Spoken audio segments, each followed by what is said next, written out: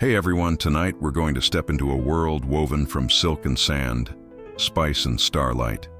Seriously, picture a place where the gentle jingle of camel bells sounds like a lullaby, and the very wind whispers tales older than anything you've ever heard. Forget your phone for a bit. Tonight, you're not just watching a video, you're wandering right into history itself. We're talking about venturing barefoot into the desert, maybe a little underdressed for the vast Gobi, and let's be honest, without some sturdy sandals, you probably wouldn't make it past noon out there. This isn't just a casual scroll, it's an invitation to immerse yourself. How often do we truly get to disconnect and transport ourselves to another time, another place, just by listening and letting our imaginations soar? Before you get totally comfortable and let your mind drift, I have a quick request. If you genuinely enjoy what I do here, if these stories resonate with you on a deeper level, please take a moment to like this video and subscribe. It truly helps this channel grow and lets me know that these late-night adventures are reaching the right ears, inspiring new journeys.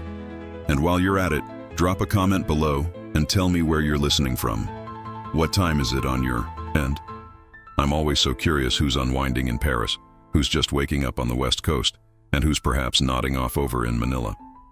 It's truly amazing to think about our global community connecting through these shared ancient stories. Now, let's set the perfect scene. Go ahead and dim the lights a little, creating that soft, inviting glow. Maybe turn on a quiet fan for that gentle, almost meditative hum in the background, or even light a subtle candle to let its flickering flame add to the ambiance. The goal here is to create an atmosphere that truly allows you to disconnect from the everyday hustle and bustle of modern life. Take a deep breath, exhale slowly, and let any lingering thoughts about your to-do list or tomorrow's worries just float away. This is your time to simply be present, to listen, and to imagine. Are you ready to embark on this journey with me, with no distractions? You find yourself standing on the outskirts of Chang'an, a bustling, ancient city that feels alive even in memory. Here, the road doesn't merely begin, it breathes to life, stretching out before you. Behind you, the city is still humming with the faint sounds of palace gossip and the lively songs from the marketplace. But ahead? Ahead lies nothing but the vast expanse of wind and the gentle curve of the earth, inviting you forward. There's a symphony of smells in the air. The earthy scent of dust, the delicate fragrance of plum blossoms, and the faint, savory aroma of roasted lamb. But there's something else too. The exotic, unknown scent of spices you can't quite name, like fragmented words from a half-remembered dream. It's an undeniable invitation to the unknown, a promise of discoveries yet to be made just beyond the horizon. Your feet press down onto the packed earth, feeling the same worn path that thousands upon thousands have traversed before you. Imagine the incredibly diverse souls who've walked this very way, diligent merchants with their precious cargo, devout monks seeking enlightenment, swift-footed messengers carrying vital news across vast distances, and even the occasional runaway poet seeking both inspiration and escape. This isn't a path carved by conquest or the grand ambitions of empires. No, this is the Silk Road, a conduit for culture, ideas, and deep human connection stretching across continents. And tonight, this legendary path, with all its history, mystery, and untold stories, is truly yours alone. What profound tales do you think these ancient footsteps could whisper if only they could speak? Suddenly, a camel grunts right beside you. Did you think this journey was going to be all glamorous silks and exotic perfumes? Well, think again. This magnificent beast's breath smells suspiciously like old socks and fermented apricots, and it definitely has some strong opinions about your walking pace. But then, your guide, a wiry man with a half-beard and a full knowing grin, gives you a quick, reassuring wink. He doesn't say anything, because on this ancient road, silence often speaks far louder than any idle chatter. It's a profound lesson in patience, in quiet observation, and in understanding the subtle cues that the world offers. What subtle truths are we missing in our own fast-paced lives, because we're constantly filling the air with unnecessary noise? As the sun dips lower, it paints the horizon in incredible lazy golds, oranges and purples, a masterpiece unfolding before your eyes. A cluster of date palms gathers together in the distance, almost like a group of gossiping elders leaning in to share their ancient secrets. You pause for a moment, simply taking it all in. A soft breeze gently lifts the edge of your scarf, a silent caress. And somewhere in that fleeting moment, the entire world seems to shift. The distant hum of the city behind you completely fades away, replaced by the soft, rhythmic shuffling of hooves against the sand, the gentle rustle of silk brushing against saddlebags, and a profound realization. This path doesn't just stretch across vast deserts. It truly winds its way through time itself. It's a living connection to the past, vibrant and palpable. Here's a little secret about the Silk Road that many don't realize. It's not actually one single, continuous road, like a modern interstate highway. Think of it more like a massive, intricate spiderweb spun by a very ambitious and deeply sleep-deprived spider, with countless intersecting threads. Traders frequently veered off course, got tangled in winding side routes, or simply forgot where they were going entirely. Even historians today still debate what technically counts as the real Silk Road, arguing over its precise boundaries. But out here, under the vast open sky, precise definitions feel like extra baggage. Heavy, cumbersome, and utterly unnecessary. It reminds you that sometimes letting go of rigid definitions allows for far greater exploration and discovery. What definitions in your own life might be holding you back from a grander adventure? You wake to the gentle hiss of sand sliding down canvas, a truly unique natural alarm, and the invigorating scent of cardamom swirling from a kettle, still steaming beside the glowing embers of last night's fire. The desert night recedes, like a calm, slow tide, revealing the new day. You rise with a deep stretch that pulls at your shoulders, releasing the stiffness from a night spent under the vast open sky. One of the camels lets out a surprisingly loud sneeze, startling a flock of birds into a chittering, frantic flight, and you hear someone nearby chuckle, probably at you, not the camel. You've definitely got that classic bedhead look, sand between your teeth, and one foot is half stuck in a boot you honestly don't remember removing. It's an authentic, raw awakening, far removed from the alarms and routines of modern life. The sun is still just a rumor on the far edge of the world, a faint promise of dawn, but already the entire caravan is stirring with a quiet, efficient energy. Long, lean shadows stretch across the dunes, almost as if reluctant to completely let go of the comforting embrace of the cool night. The guide, with his usual economy of motion, gestures with a quick flick of his wrist. No words needed, his meaning perfectly clear. You efficiently pack what little you have, surprisingly adept now at rolling your blanket and securing your small bag. Then you mount your reluctantly obedient camel, feeling its familiar, rhythmic sway beneath you, and begin the day's journey once more. There's a certain peace in this repetition, a rhythmic cadence that marks your steady progress across the ancient land. You follow the same ancient trail, yet something profound feels undeniably different today. It's not in the landscape itself, which remains a vast, beautiful symphony of beige, tan, and the occasional hopeful glimpse of green life stubbornly clinging to existence against all odds. No, the change is entirely within you.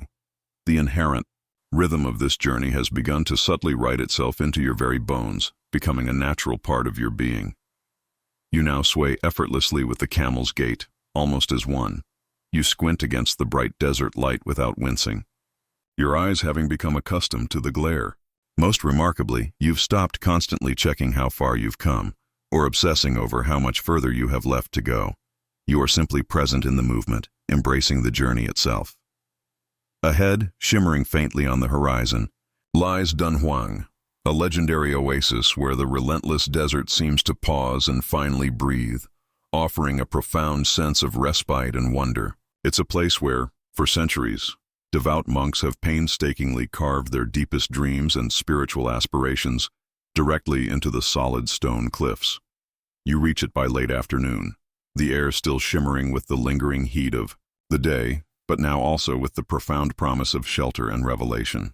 The famous Mogao caves wait patiently within the towering cliffs, appearing almost like the ancient gaping mouths of forgotten gods, ready to reveal their timeless secrets. You dismount slowly, your knees a bit wobbly from the long ride, and your very soul feels quietly hushed, as if even your thoughts instinctively know to whisper in this sacred place. There's an undeniable stillness to these caves that seems to hush the entire world around you.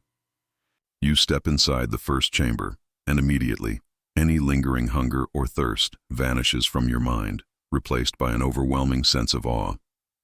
The walls burst forth with vibrant color, faded by the passage of centuries, yet still incredibly defiant in their enduring beauty. Rows upon rows of serene Buddhas are depicted in rich ochre and deep lapis lazuli, their faces tranquil, their eyes half-lowered, as if they too are on the brink of profound contemplation or sleep. Overhead, the ceilings ripple with exquisite, painted clouds and graceful dancing apsaras, their ethereal limbs curving like silk, caught in a gentle, eternal wind. It's an overwhelming visual feast, a powerful testament to enduring faith and artistry that transports you. You find your hand reaching out, almost instinctively, drawn to touch the ancient pigments. But you stop yourself just in time, recognizing the sanctity of the space. These are not merely murals. They are living memories, painted prayers, silent vows, and timeless stories painstakingly left behind by countless pilgrims who passed through these very chambers centuries before you were even a thought in the world's mind. They hold whispers of devotion, of hopes and fears, of spiritual journeys undertaken long ago. A monk, draped in deep maroon robes and enveloped in an aura of gentle silence, approaches and offers you a simple bowl of cool barley broth. You nod your thanks, deeply grateful for his silent generosity. He says softly, "The caves remember." That's all. As if that single phrase explains everything. And perhaps, in this profound, echoing place, it truly does. Did you know that some of these incredible murals bear the distinct brushstrokes of travelers from as far away as Persia? And astonishingly, some even depict ancient Indian legends that haven't been widely told in generations, miraculously preserved here in stone for us to rediscover. Scholars endlessly debate who influenced what artistic style. Did the vibrant Indian aesthetic arrive first, or does the Central Asian touch truly dominate the compositions? One historian even controversially claimed a Greek painter once passed through these very caves, though many others scoff at the notion, finding it improbable. But here, in the quiet, cool darkness of these hallowed chambers, such academic debates feel utterly insignificant, like inconsequential sandstorms stirring in tiny teacups. The power of the art transcends the squabbles of analytical study. You find yourself sitting cross-legged on the cool stone floor, your eyes tracing a faint, elegant lotus motif that seems to glow with an inner light in the dimness. The cool, ancient air within the cave smells faintly of age and exotic saffron, a fragrance that has clung to these walls for centuries, a subtle olfactory link to the past. The monk hums softly, a low, resonant sound, and the echo of his melody carries upward, rising like gentle smoke towards the painted heavens, filling the space with a quiet reverence. Outside, you can hear the wind begin to pick up, a distant, growing whisper, calling you back to the journey. You emerge from the cave, blinking slowly, as if waking from a dream within a dream, a profound experience now etched into your memory. Morning arrives with a profound hush, not a jarring roar, in this ancient land.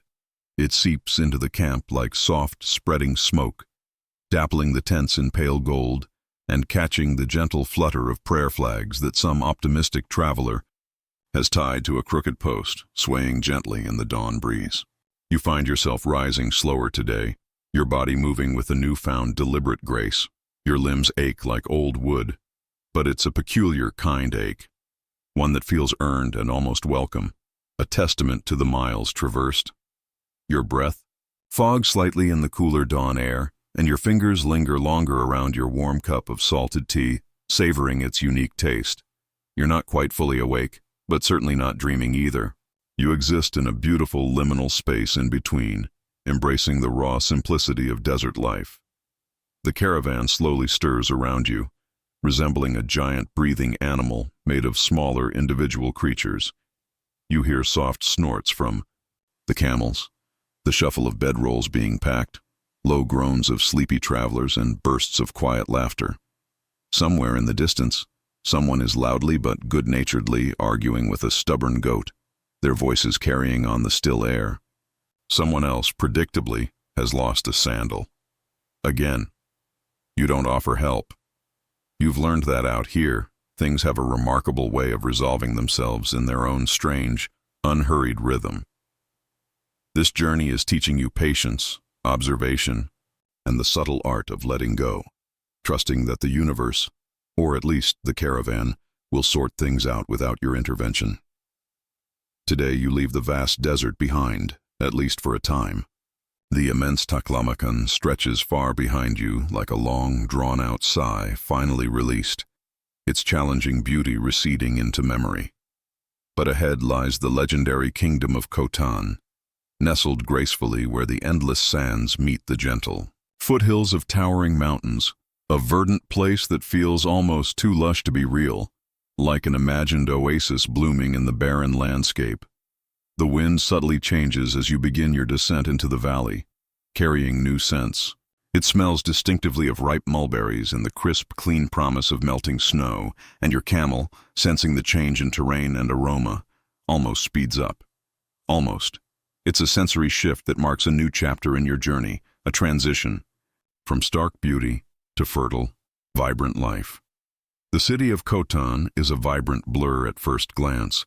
Low buildings with freshly whitewashed walls, their surfaces gleaming in the morning sun, and smooth domes that catch the light like slow blinking, ancient eyes observing your arrival. Markets bloom like colorful fungi along the narrow, winding streets, teeming with life and commerce, each stall a microcosm of stories and trade. Rich, intricately woven fabrics wave playfully from balconies, their colors dancing in the breeze, a visual symphony. And everywhere you turn, there's the soothing, omnipresent sound of flowing water, trickling from hidden springs, gurgling through channels, pouring from decorative spouts shaped like mythical dragons and fish, a symphony of life in the deserts, embrace, vital and abundant. You pass a young boy with bright, intelligent eyes, selling gleaming jade beads from a tiny wooden tray balanced carefully in his hands, his smile brighter than any of his merchandise. A woman nearby hawks sweet pomegranate wine, her voice rich as she sings something melancholic yet beautiful about love, regret, and the strange solace of forgetting, her song echoing the ancient laments. A pair of old men, their faces etched with character and wisdom, play an intense game of chess on an overturned crate, arguing good-naturedly over a move made 3 turns ago, their camaraderie palpable. You could easily get lost here, you think, truly lost in the vibrant tapestry of human connection, and for a fleeting moment, you consider doing so, on purpose, just to soak in the sheer abundance of life.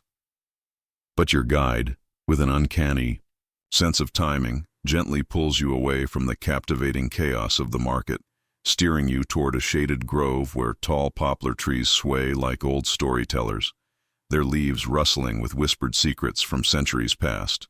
There's something specific he wants you to see, something he deems important enough to draw you from the city's allure, hinting at a deeper significance. You follow, your curiosity now fully engaged, trusting his seasoned judgment. The air here is cooler, imbued with a different kind of magic, a sense of purposeful creation. You wonder what hidden gem, what piece of ancient wisdom or artistry he's about to reveal, understanding that the Silk Road is as much about these unexpected detours as it is about the ultimate destination. You arrive at a workshop, not grand or imposing, not even clearly marked, just an unassuming space filled with the rhythmic clatter of looms, large vats, and the sweet, sharp scent of boiling water mingled with something earthy and almost alive, a distinct aroma of creation. You step closer, your curiosity now fully engaged, drawn by the subtle hum of industry. And there, in a shallow bowl, you see them, silkworms. They look deceptively simple, like tiny wriggling fingers made of rice dough, moving with a singular quiet purpose. You lean closer, fascinated, and someone hands you a cocoon, still warm from the sun, impossibly delicate in your palm, yet holding within it a single, continuous thread that could stretch almost a mile if unwound. The woman beside the loom speaks softly, her voice carrying the wisdom of generations of artisans, and the guide translates her words with a reverence that hints at their profound depth. Each cocoon, one long strand. We boil them not to kill, but to reveal, to soften what's hidden deep within. The worm dies, yes, but through that process, the silk is truly born. You nod slowly, a little uncomfortable with the stark reality, but also strangely reverent of the transformation and the cycle of life and creation. Silk was once worth its weight in gold, the guide adds, his voice low, imbued with history. Emperors wept for it, generals bled for it. And yet, it all begins with this: tiny mouths chewing mulberry leaves. You touch the edge of a woven scarf, watching it shimmer like a profound secret, and somewhere deep inside you, you begin to understand why this fragile thread became the very fabric that tied empires together across continents. The land beneath you begins its insistent rise, not suddenly, like a steep staircase or the edge of a sheer cliff, but gently, gradually, as though the very earth itself is nudging you upward, breath by breath, with quiet determination. You feel it first in your calves, a subtle strain, then in your lungs as they work harder to draw in air. The atmosphere changes noticeably up here. It smells thinner, cleaner, crisp, but it also has a quiet cunning, stealing your breath with each ascent. By midday, you've already found yourself pausing 5 times, cleverly pretending to tie a loose sandal, or meticulously checking the camel's harness, or simply pausing to appreciate the view. But truthfully, you're just catching your breath, trying desperately to remember why you ever thought mountains were a romantic idea. These are the Pamirs, they call them, the legendary roof of the world. It's a place where the sky leans closer to the earth, where the stars descend to listen to the whispers carried on the wind. Out here, amidst these towering peaks, it's truly difficult to tell where heaven ends and the earthly realm begins. The two seem to blend seamlessly. The very rocks themselves, ancient and weathered, seem to be dreaming, holding millennia of silent stories within their stony hearts. There's a profound sense of timelessness here, a feeling that you're treading on ground that has witnessed countless epochs, an enduring silence that speaks volumes to the observant traveler. You cross treacherous passes where stubborn snow still clings to shadowed hollows, even in the unexpected heat of summer, a stark contrast against the barren rock. The wind up here doesn't howl with a fierce, lonely cry like in the desert. Instead, it whispers, a soft, ethereal murmur that carries ancient secrets. And oddly, it doesn't feel lonely at all. It feels watched, as though the colossal mountains remember every single footfall that has ever pressed upon their trails, every lost traveler who sought refuge, every heartfelt love letter carried across their formidable slopes in a woolen pouch pressed against a beating heart. You become acutely aware that you are just one more fleeting story in their enduring memory. You realize you're no longer merely walking through a vast landscape, you are profoundly walking through memory itself. Every bend in the winding trail holds a faint trace of someone else's breath, the echo of someone else's silent prayer, left behind like an invisible offering. You find yourself speaking less, your voice instinctively hushed, as if words might somehow offend the ancient cliffs or inadvertently wake old slumbering ghosts from their eternal rest. It's a profound shift in perspective, a recognition of the sacredness of this journey and the countless lives that have traversed these very paths before you. Your guide is strikingly different now. The previous one, with his familiar desert wisdom, handed you off to a true Highlander. This new guide has bright, piercing eyes that seem to hold the wisdom of the mountains, and a voice that sounds like gravel dipped in honey, rough yet sweet. He doesn't say much, communicating more through gestures and presence, but you immediately get the sense that he knows where every hidden spring, every forgotten shrine, and every safe passage lies. He whistles for the sheep to move from your path with an effortless grace, as if he's a magician conjuring them with a mere breath. You find you'd follow him into even the fiercest storm without a single question, trusting his inherent connection to this formidable land. One crisp evening, as you carefully set up camp near a rushing glacial stream, its icy waters murmuring secrets over the stones, your new guide tells you about a town up ahead, Tashkurgan. Old fortress, he mutters, stirring something fragrant in a dented pot over the crackling fire. Used to be taller than the sky, they say. Now, only shadows remain. The name Tashkurgan rolls through your mouth like a smooth, ancient stone conjuring vivid images, towering battlements, the dust of ages, majestic arches, and a profound silence. But when you finally arrive, the silence isn't dead or desolate. It's a deep, reverent quiet, a testament to its enduring history. The fort itself still stands, at least in part, its weathered bones stubbornly defiant against the relentless winds that have tried for centuries to erase it from existence. Inside its formidable walls, the very air echoes, not with sound, but with an overwhelming presence.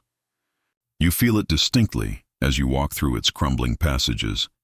It's like stepping directly into the ancient silent ribs of a long-sleeping beast, sensing the immense history it has witnessed. This place, you realize, doesn't just hold memories. It remembers, deeply and profoundly, every pivotal moment and every human story that has unfolded within its enduring embrace. Once, this very spot was a vibrant nexus of empires, a grand intersection of cultures and power. Here, the sophisticated elegance of Persian diplomats met the stoic might of Han Chinese officials. The philosophical wisdom of the Greeks mingled with the spiritual depth of the Kushan Empire. Roman coins, symbols of a distant empire, mixed freely with precious Chinese scrolls, often concealed in hidden pouches sewn ingeniously into camel saddles for safekeeping. Diplomats rested here, spies listened intently behind intricately woven silk screens. Traders meticulously counted their gold, while monks murmured sacred mantras in forgotten languages, their voices carried on the mountain wind. The road now unspools before you like a thread from a giant spindle, looping gracefully through vast grasslands that ripple in the sun, stretching as far as the eye can see. You have finally descended from the imposing mountains, and now the world feels wide open again, expansive and humming with a vibrant new energy. The tall grass moves like a verdant sea, swaying in unseen currents, and sometimes, if you close your eyes and let your imagination take hold, you can almost believe you are sailing across its green waves. The wind here doesn't just blow, it sighs. It murmurs ancient secrets, and it plays gently with your sleeves, as though trying to tug you onward. Faster, deeper into the unfolding unknown that lies ahead. It's a liberation after the confines of the peaks. You ride beside the caravan today, a welcome change from walking. Your legs are immensely thankful for the reprieve, though your backside might be slightly less so, adjusting to the unique gait of a camel. No one ever tells you that riding a camel isn't glamorous. It's a bumpy, itchy experience, often feeling more akin to being juggled inside a slowly moving wardrobe than any poetic vision of romantic desert travel. And yet, there's something oddly dignified about it, a sense of being carried by a living monument, a creature that embodies the spirit of this land. Camels aren't like horses. They don't seek your approval or wait for your praise. They simply go, as they have for centuries, with their arrogant chewing and that smug side-eye that seems to say, "You couldn't survive a week out here without me." As the endless grasslands stretch around you, your guide begins to share captivating stories of the nomads who have called this land home for millennia, the resourceful Sogdians, the fierce Scythians, and the powerful Turks. Some have moved on, their trails lost to time, while others still remain, their traditions echoing through the generations. They call this rich region Fergana, known as the Valley of Legendary Horses and Relentless Wind. Fergana horses, your guide declares, his voice filled with reverence, sweat blood and run like gods. You can't help but raise an eyebrow in genuine surprise. Blood, you ask? He nods solemnly. The Chinese emperors fought entire wars just to acquire a single one of these magnificent beasts. And indeed they did. Entire military campaigns were launched, vast armies mobilized, all for the sake of these remarkable horses. They were famously called heavenly horses, believed by many to be descended directly from mythical dragons, or at the very least, kissed by them, imbued with their power. More durable and powerful than any other breed known at the time, they could gallop across vast plains for days without faltering, an endurance that seemed supernatural. That's what the legends say anyway. Of course, historians still debate whether these horses truly bled through their skin, or if it was merely a blood parasite that created that startling visual effect. But honestly, who are we to ruin the profound poetry and ancient mystique of such a captivating tale? You pass numerous herders moving their vast flocks, shaggy sheep, compact cows, and sturdy horses, guided by men wearing distinctive hats shaped like upside-down bowls, perfectly suited for this windswept land. You offer a simple wave, and they wave back in kind. No words are exchanged, just the universal acknowledgement of dust-covered strangers crossing the same piece of sky, sharing this ancient path. They invite you for a taste of mare's milk, a traditional refreshment, and you accept with sincere gratitude. It's fizzy, a little sour, and somehow makes your teeth feel oddly cold. You bravely pretend to like it, and they, with a knowing glint in their eyes, pretend to believe you. Everyone's happy in this silent, shared understanding. In the evenings, when the fire is lit and its flames dance against the vast canvas of the sky, and the stars sprawl across the heavens like spilled salt, the captivating stories return. Tonight, the tale is about a diligent merchant who, against all odds, fell deeply in love with a humble shepherd girl. He promised to return to her with silks the color of the sunset and earrings made of emeralds the size of walnuts, grand tokens of his affection. She waited patiently, her hope unwavering. He never returned himself, but the earrings did, wrapped in a parcel left mysteriously at the base of her family's yurt.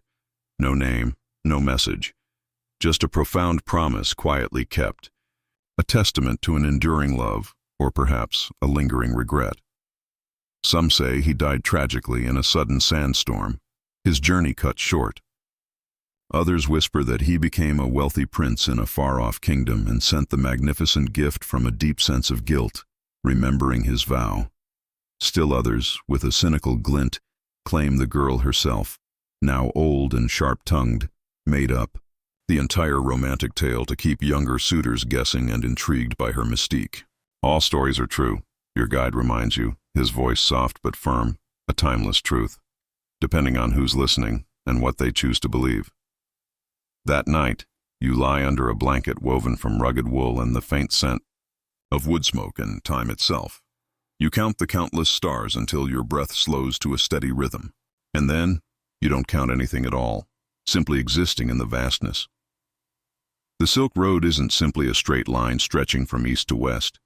It's a complex, intricate web, with countless threads spun in every conceivable direction, connecting myriad points across the globe.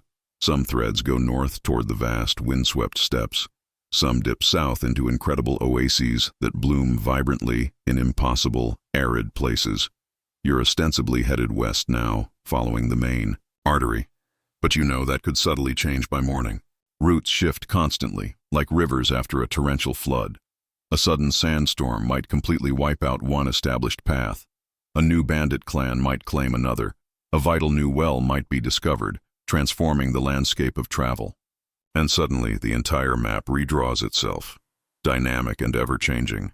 Morning in Samarkand unfolds slowly, exquisitely, like a precious bolt of silk unwinding from a master weaver's loom. Quiet, deliberate, and suffused with a soft, ethereal golden light that bathes the ancient city in a timeless glow. You wake before the sun finishes its own majestic stretching, its first rays just beginning to paint the sky, and the cool morning air still carries the lingering, comforting weight of 1,000 dreams, both ancient and newly dreamt.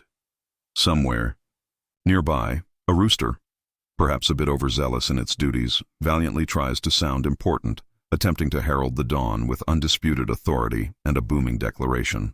It utterly fails, its crow a comical squawk, a burst of charming imperfection. But you can't help but smile anyway, finding genuine joy in the small, beautifully human moments that punctuate this grand, sprawling journey, a gentle and promising start to another day of unparalleled discovery.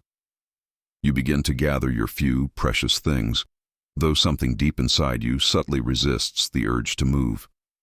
There's a gentle tug, persistent yet almost imperceptible, a quiet plea to simply stay here, to linger a little longer in the intoxicating, magical embrace of Samarkand, to absorb every last detail.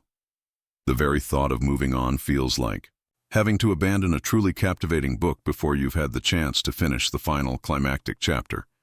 Even though you instinctively know, with a traveler's deep understanding, that the road itself is the ultimate storyteller, always, writing its own unpredictable, fascinating endings for those who dare to travel it. But the undeniable call of the journey, its unseen threads of destiny, is stronger than any lingering desire to stay, and so you go, compelled forward by an invisible force. The caravan is already stirring around you, a bustling symphony of sounds signaling the imminent departure. The camels grunt their familiar low complaints, their own unique way of expressing their disdain for early mornings and the arduous day ahead. Someone, inevitably, is shouting loudly about a mysteriously missing boot, creating a ripple of minor, good-natured chaos that is quickly resolved. You find your designated place, settling in patiently and comfortably between a seasoned merchant who smells distinctly of rich, exotic cinnamon and a spirited young boy earnestly trying to juggle 3 bright red apples. His movements clumsy, but endearingly determined. The boy, with an inevitable mishap, drops one, and it rolls directly into your lap with a soft thump. You toss it back to him with a practiced, easy flick of the wrist, a small gesture of camaraderie. He misses again, prompting the cinnamon merchant to let out a booming, hearty laugh, the kind of infectious laughter that lingers warmly in the air, comforting and utterly human. As the magnificent city of Samarkand slowly recedes behind you, its shimmering blue domes and towering minarets gradually shrinking into the distance, a profound hush settles over the caravan. It's not a true silence. No, the Silk Road is never truly silent, always alive with a myriad of subtle underlying sounds, but rather a quiet, palpable shift in the very atmosphere, a transition. The road ahead curves gently, beckoning you forward, and the horizon blurs into an indistinct, hazy line, hinting at endless possibilities. A kind of deep, expectant stillness takes hold, much like the quiet, anticipatory pause just before the very first snowflake begins its delicate descent. You're moving now into a different rhythm, one that subtly echoes the vast, open plains you are about to enter, a seamless transition from the vibrant, bustling energy of the city to the expansive, almost spiritual solitude of the open land. You're moving now into a different rhythm, one that perfectly matches the subtly changing landscape around you, a dance between traveler and environment. The world around you begins to flatten out again, stretching endlessly under the vast, boundless sky, but the people you encounter begin to subtly change in appearance and demeanor. Their clothes, often more flowing and brightly colored, adorned with unique, intricate patterns, their distinct patterns of speech, even the very way they carry themselves as they walk. All are slightly unfamiliar, hinting at the new cultures you are approaching. You realize you're drawing closer to Persia, or at least the outermost influential threads of its ancient, sprawling reach, sensing its profound historical influence on the world around you. There's a legendary town ahead, a name that echoes grandly through history. Merv. You've heard of it, a place once famously called the Mother of the World, said to be the largest city on Earth for a time, a true wonder of its ancient age, a testament to human ingenuity. Merv.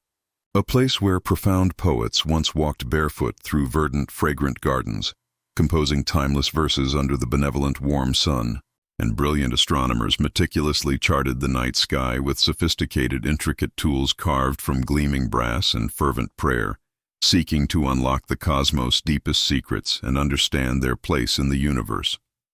But first, you must endure the desert once more, a final test of endurance.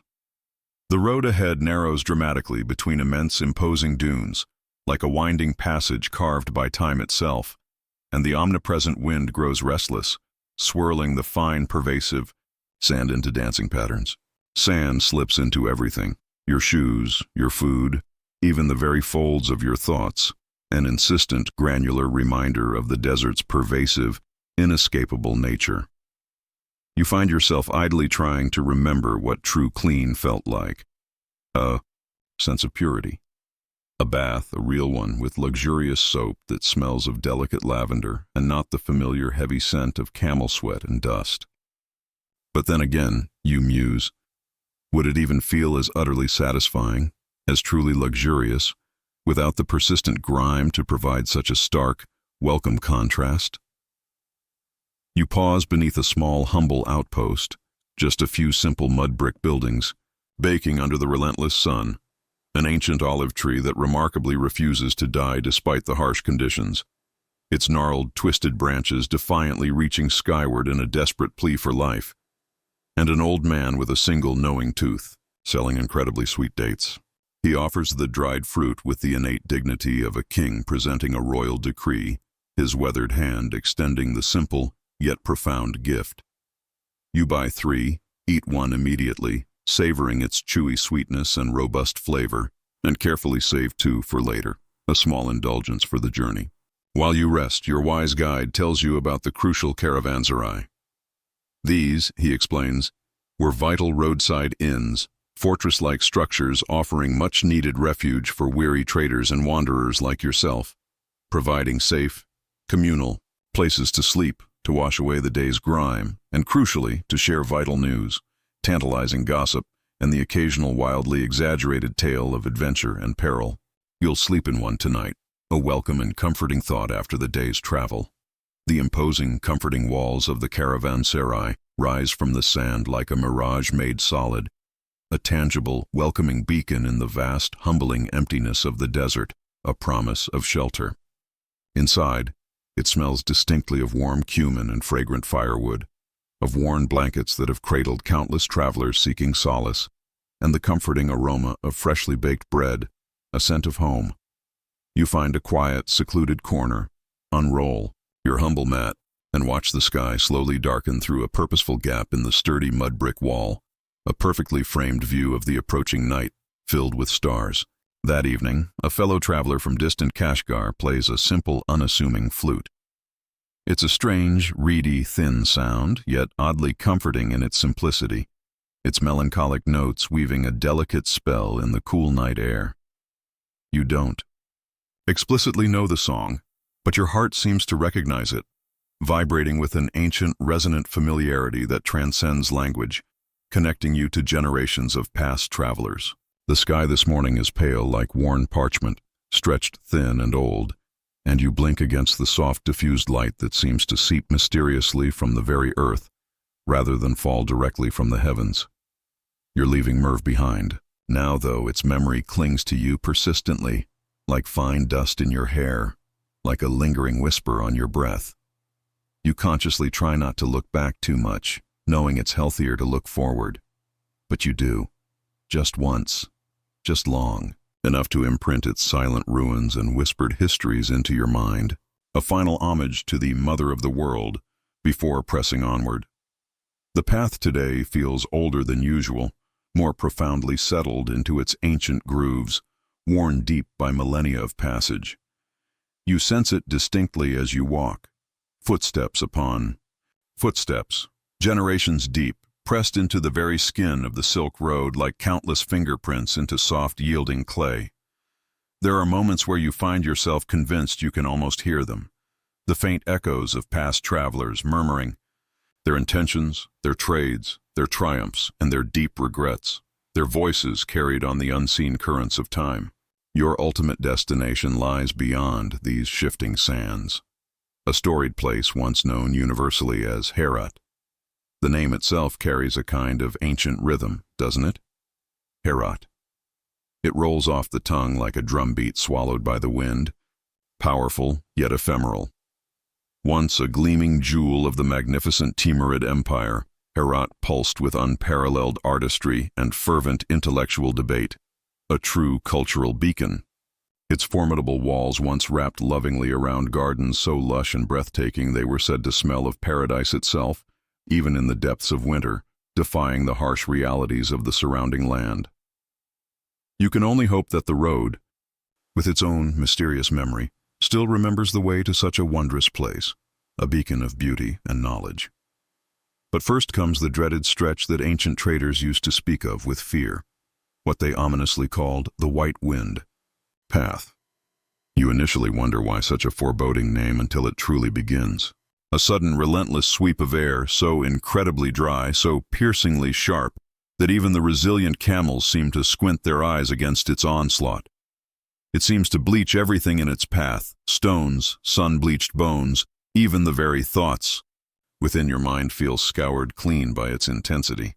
A traveler beside you tries desperately to speak, but the wind cruelly steals his words like a swift pickpocket.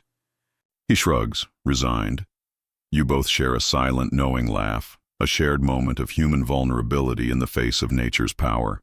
And then, between intense gusts, your guide tells you about the wind spirits, how some in this ancient land profoundly believed they were the very voices of the dead, restless souls carried by the desert to whisper their secrets into your ears, their wisdom or warnings riding on the breeze. You listen intently, half out of sheer curiosity, half because a deeper part of you doesn't want to miss what these unseen voices might truly be saying, what ancient truths they might impart. Somewhere along the way you find a solitary stone, etched with faint, mysterious lines. Ancient script, perhaps Greek, perhaps something even older and more forgotten. No one in the group can read it. The cinnamon merchant suggests it's a passionate love letter. The boy with the apples boldly declares it's a dire warning. You, however, think it looks precisely like a sigh carved in stone, a breath held for millennia. Later, you rest beneath the only shade for what feels like miles, a solitary tamarisk tree, gnarled, stubborn, and defiantly clinging to life in the harsh landscape. You sip your precious water so slowly it feels ceremonial, a profound act of reverence for life. Someone passes around dried apricots, their surfaces wrinkled like ancient parchment, but their taste sweet and vibrant, like captured sunlight trapped in velvet. A scholar riding with you, her dark robes elegantly embroidered with verses from the Sufi mystic Rumi, speaks of a pivotal event that once unfolded not far from here, the devastating siege of Herat. She tells you it lasted for grueling months, and during that harrowing time, the resilient people of the city sang to each other, from their rooftops, their voices carrying across the besieged walls, weaving a tapestry of hope to keep their spirits alive. Songs instead of surrender. Can you imagine such steadfast defiance? She asks. You nod, a lump in your throat. You can. Some historians still debate how many songs were truly sung, she adds, almost dreamily, lost in the power of the narrative. Some say it was only a few, perhaps a handful of desperate tunes. Others insist it was hundreds, a constant defiant chorus against despair. You, however, instantly believe the latter. Because hope, you realize, is stubborn like that, an unyielding force that flourishes even in the face of overwhelming adversity. As the day stretches on, the sun climbing higher, you reach a narrow valley flanked by crumbling towers, perhaps ancient watchposts, or the proud remnants of forgotten strongholds, standing sentinel over the centuries. Your camel stumbles briefly on loose rock, catching itself. You steady yourself with a gentle hand against its neck, murmuring something, soft and comforting. Not words exactly, just breath, shaped by an innate kindness, a bond forged on the road. You begin to see clear signs of Herat's pervasive influence long before you physically reach its gates. A mosaic fragment, fallen from a crumbling way station, lies half-buried. In the dust, its turquoise and lapis tiles still brilliantly vivid despite the relentless passage of time, a testament to enduring artistry. A shepherd in the distance wears boots stitched with distinct Timurid patterns, a stylistic signature of the empire. Even the solemn call to prayer, drifting across the hills, feels subtly infused with the city's past grandeur, echoing with a rich history. And then, finally, it appears. Herat. Not the idealized one from the grand stories, perhaps. No gleaming gold domes or scholarly figures quoting Hafiz in bustling streets. This Herat is quieter now, folded in on itself like a cherished letter no longer sent, its secrets held close. but the proud bones of its former greatness undeniably remain. By morning, the vibrant rooftops of Herat are no more than cherished memories, folded gently in cloth and tucked securely into your satchel, ready to be carried onward. You travel light again, both physically and spiritually, though the profound heaviness of yesterday's experiences still lingers subtly in your every breath, a silent echo. The mountain air is now crisp, not sharp, like a page turned quietly in a revered book. You feel a profound silence settle into your shoulders, not as a burdensome weight, but as a deep, calming presence. Herat has loosened its powerful hold on you, allowing you to drift onward, tracing the ancient path that now leads you steadily toward the fabled city of Balkh. The locals, with deep reverence, call this ancient city the Mother of Cities. You let that powerful name rest on your tongue for a moment, savoring its sound and significance. It's a name that feels both grand and incredibly tender, like someone calling the boundless sea their mother, or the vast sky their eternal home. Your feet instinctively find their rhythm again on the worn earth. Step, breath, step, a simple yet profound meditation on movement. The sky stretches endlessly above you, like a great seamless silk sheet, too wide to fold, too soft to fear, comforting in its immensity, guiding your way across the open landscape. The road to Balkh doesn't follow a straight line. It meanders not by mistake, but by ancient memory, tracing paths laid down over millennia. It passes through low, rolling hills where solitary shepherds tell whispered stories to the silent stones, tales as old as the landscape itself. It winds through vast poppy fields so intensely red they make you blink twice, convinced your eyes are playing tricks. In one small, dusty village along the way, a boy approaches you and offers a crudely carved flute with only one single working note. "It's enough," he says with quiet conviction. And for reasons you can't quite articulate, you believe him implicitly. Sometimes, simplicity holds profound truth.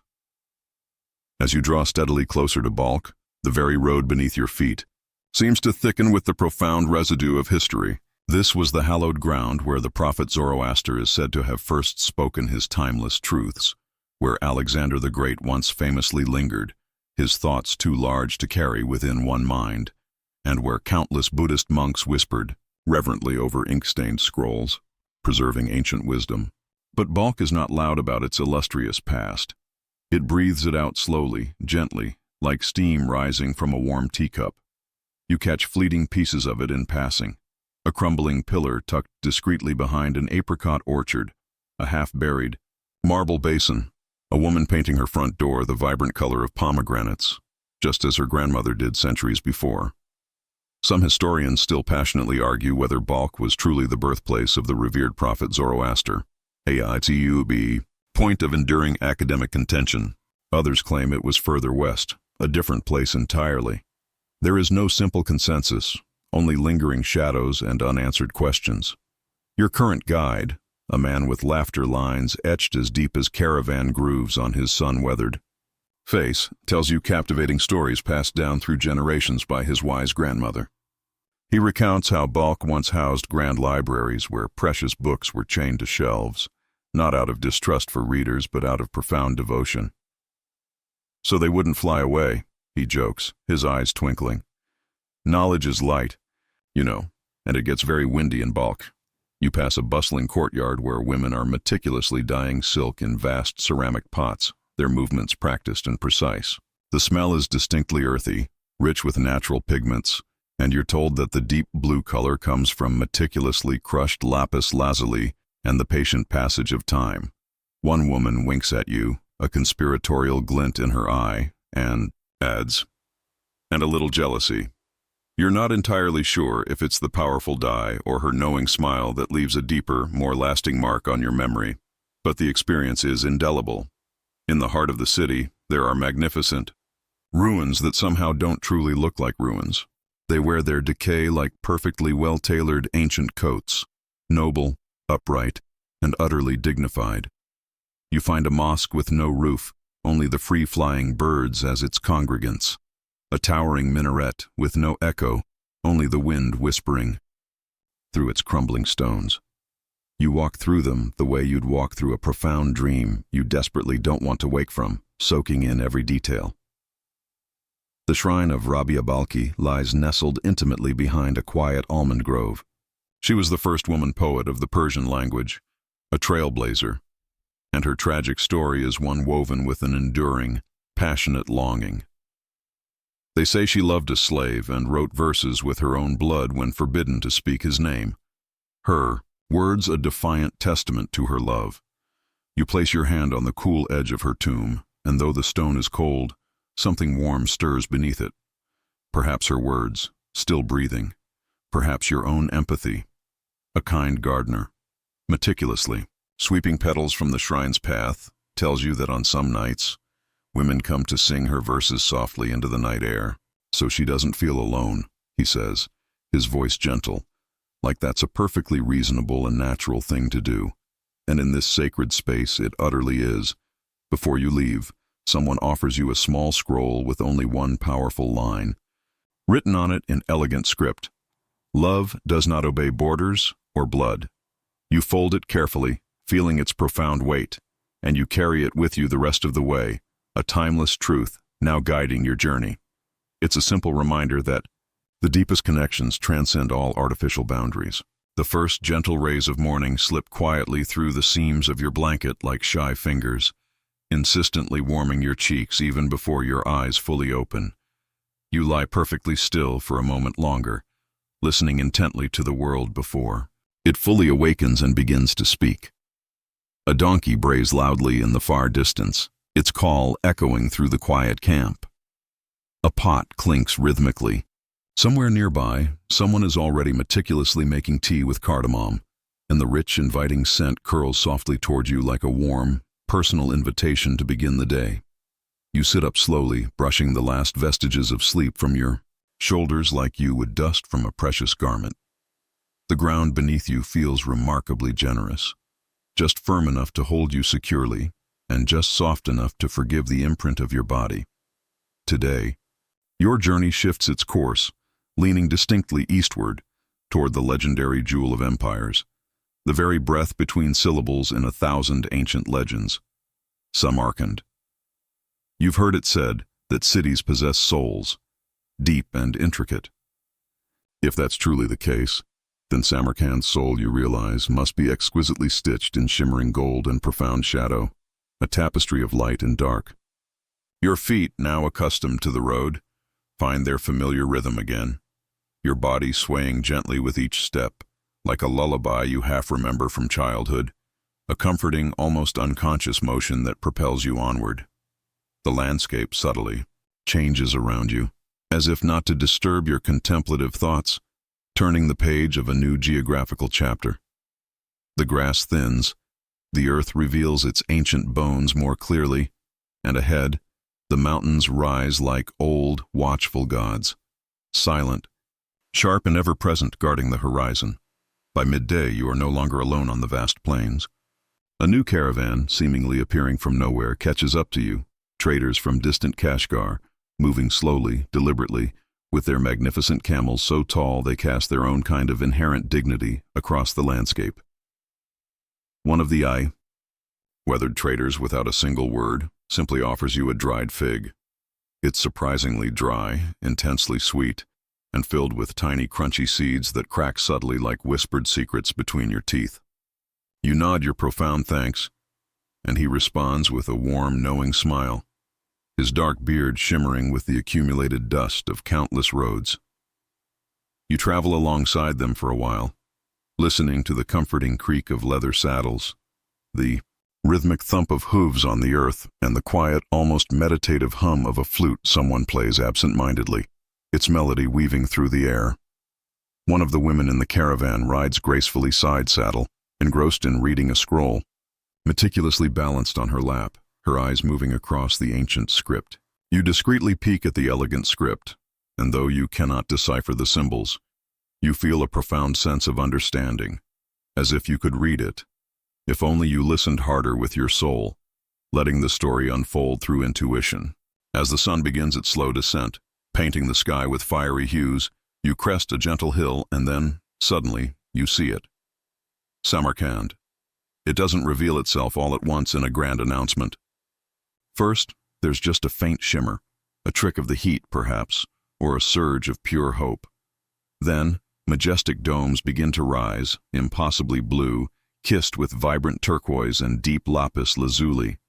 Towers lean skyward with an audacious confidence, as if they've never known doubt. The entire city glows like someone has lit it from deep within, radiating an ethereal light. You find yourself forgetting to breathe, utterly mesmerized by the vision before you.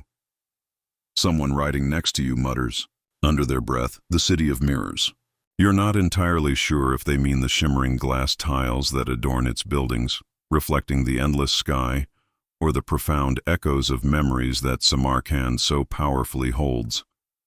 Perhaps both. The grand gates of Samarkand open not with triumphant trumpets or grand pronouncements, but with the soft, almost reverent hush of silk being unrolled, an inviting whisper. You slip inside, moving past a young boy selling vibrant saffron in a gleaming silver bowl, past an old man patiently mending shoes with a glimmering golden thread, and past a fat, contented cat napping peacefully on a sun-drenched windowsill, looking as if it owns the entire majestic place. Inside, the city moves like a living painting in motion, every corner holding a hidden secret, every ancient wall holding 1,000 interwoven stories. At the Registan Square, the heart of Samarkand, you tilt your head back until your neck aches, your gaze fixed on the intricate patterns, trying in vain to count the countless tiles in a single majestic arch. There are thousands upon thousands, each painstakingly painted by hand, no two exactly alike, a testament to human dedication. You think about how long it must have taken to create such intricate beauty, the immense patience, the exquisite precision, the profound poetry of repeating a complex pattern and still making it feel utterly new and vibrant.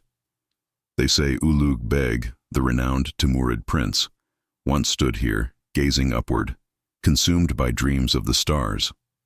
His madrasa, a center of learning, still stands proudly, part observatory, part temple dedicated to numbers and the boundless night skies.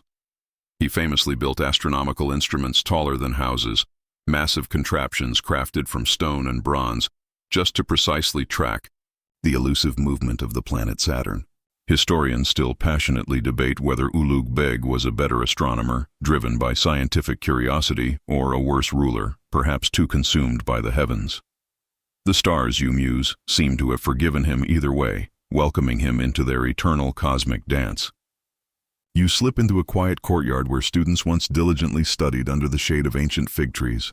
The branches still reach outward, their leaves rustling gently, though the students are long gone. You sit under one and press your palm to the cool, ancient ground. You wonder what knowledge truly feels like if you hold still long enough to absorb it. You wonder what it's like to dedicate your life to building something you'll never live to see fully finished. The melodic call to prayer rises in the distance, soft and haunting as birdsong. You don't speak the sacred words, but you instantly recognize the deep longing, the profound devotion in them. You look around, and everyone has paused, mid-sentence, mid-step, mid-cell, their lives temporarily suspended in reverence. Time itself seems to bow briefly in respect, then quietly resumes its inexorable march. Later, a man with ink-stained fingers and wise eyes offers to read your fortune. He dips a twig into dark liquid and draws enigmatic lines on a small piece of cotton. They don't make logical sense to you, but he smiles gently and says, "You are walking toward yourself." You offer him a coin. He refuses. "You already paid," he says simply. You listened. Morning doesn't arrive loudly here in Samarkand. It tiptoes in, a gentle, hushed arrival. You wake not because of a sudden sound, but because the light has turned to a profound golden hue, stretched thin like warm honey across the floor of your simple lodging. It's the kind of ethereal light that makes everything feel like a precious memory even before the moment fully ends, imbuing it with an instant nostalgia. You take a deep breath, and the air is soft, imbued with the delicate scent of jasmine and the comforting aroma of freshly baked flatbread. Somewhere nearby, someone is meticulously grinding coffee, the sound like a stone whispering ancient secrets to another stone, a rhythmic and grounding sound. You rise slowly, deliberately, brushing the last vestiges of sleep from your limbs as gently as you would dust from a precious piece of silk. Outside, the magnificent city of Samarkand blinks gently awake around you. A woman sweeps her stoop in perfect rhythmic motions, a quiet dance. A young boy runs barefoot, joyfully chasing a wooden hoop down a cobbled lane, his laughter echoing. You think for a fleeting moment of staying, just for a little while longer, letting yourself become truly lost in the city's charm. But the road calls again, not urgently, not with a demanding voice, but with that familiar, patient hum, a gentle siren song. You can almost hear it softly say, "Ready when you are." You follow the road eastward, leaving behind the magnificent blue domes and delicate minarets moving beyond the last bustling stalls of spice and song. The landscape subtly shifts, as if turning the page of a new chapter in a grand book. Flat lands stretch to the horizon, punctuated by low rolling hills, and you feel the slow, familiar return of the desert wind, a constant companion. You pass a solitary shepherd wrapped in thick wool against the cool air, his flock huddled closely like unspoken thoughts, moving as one. He nods at you without smiling, a silent acknowledgement not merely of your presence, but of your deep persistence on this challenging, ancient path. Today, the road feels markedly quieter. There are fewer travelers now, the grand caravans having dispersed onto various routes. It's mostly just you, the expansive breeze, and the steady rhythmic sound of your own footsteps on the ancient earth. But there's a profound peace in this solitude, a kind of deep fullness found in emptiness, like the inside of a conch shell still echoing softly with the distant murmur of the sea, holding its vastness within. You reach a place that doesn't have a name on any conventional map, a secret known only to those who travel these paths, but locals simply call it the Whispering Dunes. The wind here sings through the shifting sand in long, low, haunting tones, creating an ethereal music. Some say this phenomenon is simply caused by the peculiar shape of the sand grains, an acoustic anomaly.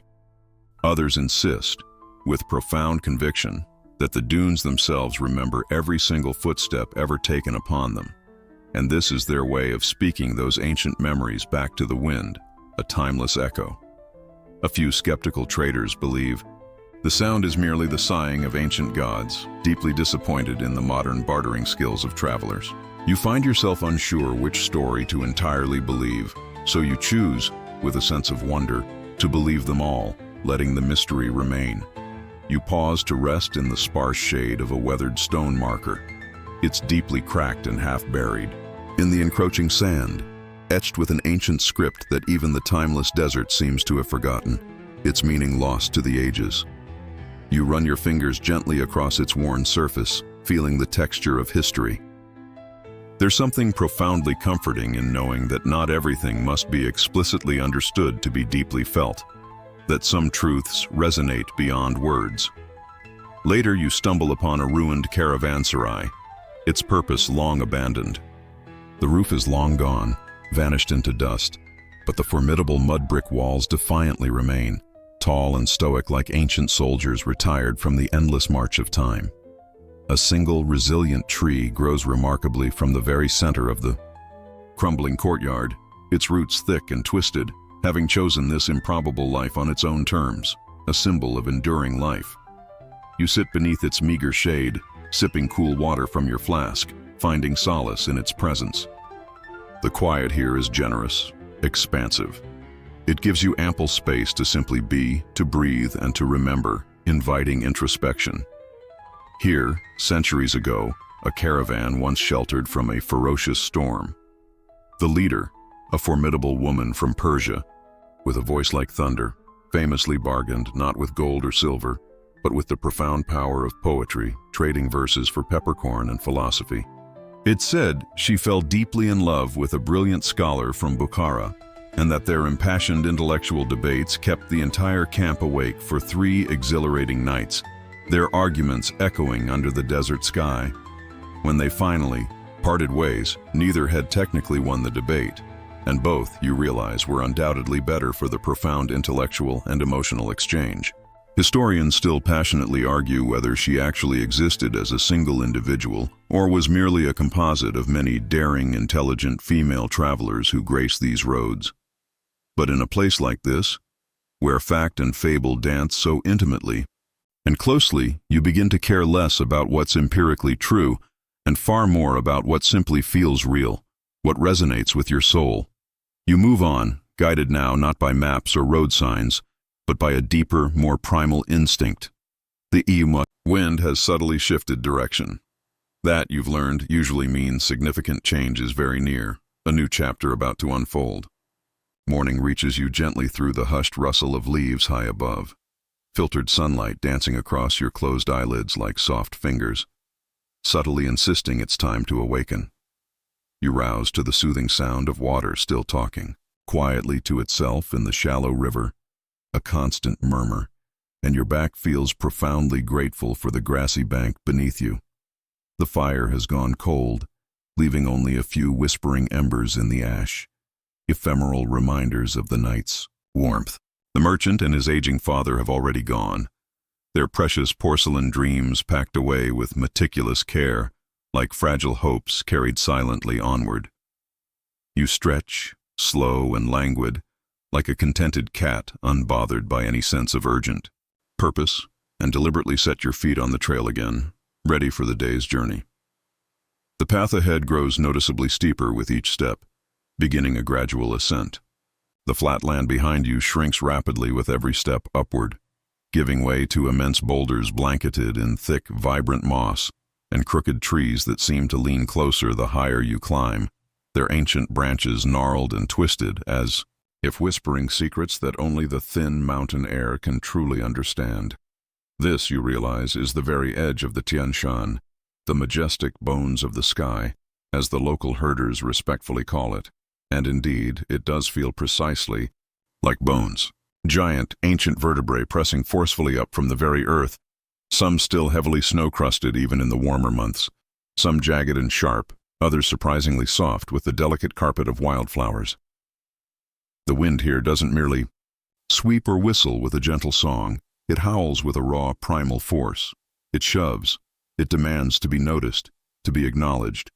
You wrap your shawl tighter around your shoulders, pulling it close, and press on, each footstep a profound meditation in sheer persistence, a testament to your own resilience against the mountain's might. The higher you climb into these formidable mountains, the fewer people you encounter, the human presence dwindling to isolated encounters. You meet a lone monk walking in the opposite direction, barefoot surprisingly, and with no pack, his journey seemingly unburdened by worldly possessions. He offers a smile that curves like a gentle crescent moon, and eyes that seem to have cried and laughed at everything life has offered. You ask him if there's a clear path ahead, seeking guidance. "There is," he says, his voice soft, "but only if your feet remember it." He laughs, not at you, but like he has just told a profound joke that no one else could possibly understand in that moment. And then he's gone, silently swallowed by the swirling mountain mist, leaving you to ponder his words. Hours pass, perhaps even days. Time seems to bend and stretch in places like this, losing its conventional meaning. The mountain doesn't care about your human clocks or schedules. It only measures things in the rhythmic cycle of snowfall and thaw in the enduring seasons. You find yourself talking less, even to yourself, your internal monologue quieting. Up here, silence isn't an absence of sound, it's a profound presence. A thick, steady thing that fills your ears until you suddenly realize it's not silence at all. It's the raw, visceral sound of your own breath, your heartbeat, your every determined step echoing off the ancient rock and the boundless sky, a symphony of your own existence. At one point, you come across a breathtaking patch of mountain irises, blooming defiantly out of a seemingly impossible crack in the solid stone, their vibrant blue and violet petals as delicate as lace. You crouch beside them, marveling at their resilience, and think, not for the first time on this journey, how the Silk Road isn't just about silk, or exotic spice, or commercial profit. It's fundamentally about life happening in the most unlikely places. It's about beautiful, stubborn things refusing to die where all logic dictates they should, a profound testament to the enduring power of nature and spirit. You make camp that night in a shepherd's abandoned hut, built half into the slope of the mountain, half into pure imagination, a humble refuge. There's a pile of dried wood by the door, as though someone mysteriously expected your arrival. You light a small, comforting fire and pull your blanket tight around your shoulders, feeling its simple warmth. Outside, the vast sky slowly unfolds itself above you, revealing its cosmic grandeur. Stars blink into being one by one, like they're being poured from an unseen celestial jug, a dazzling display of distant worlds. You cook a handful of rice in a blackened utilitarian pot and eat slowly, deliberately, chewing each grain as though it holds a story, a universe of sustenance.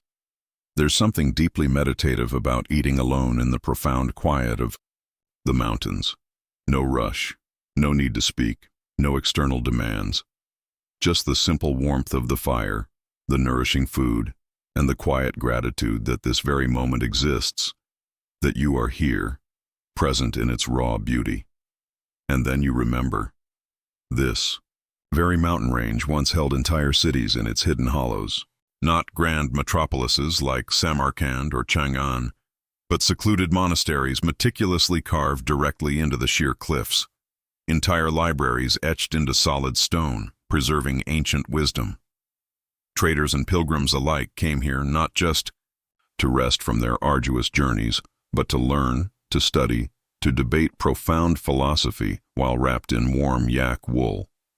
To seek unparalleled wisdom from men who hadn't spoken in years, their insights gained through deep silence and contemplation. One such monastery, they say, was cunningly hidden behind a roaring waterfall.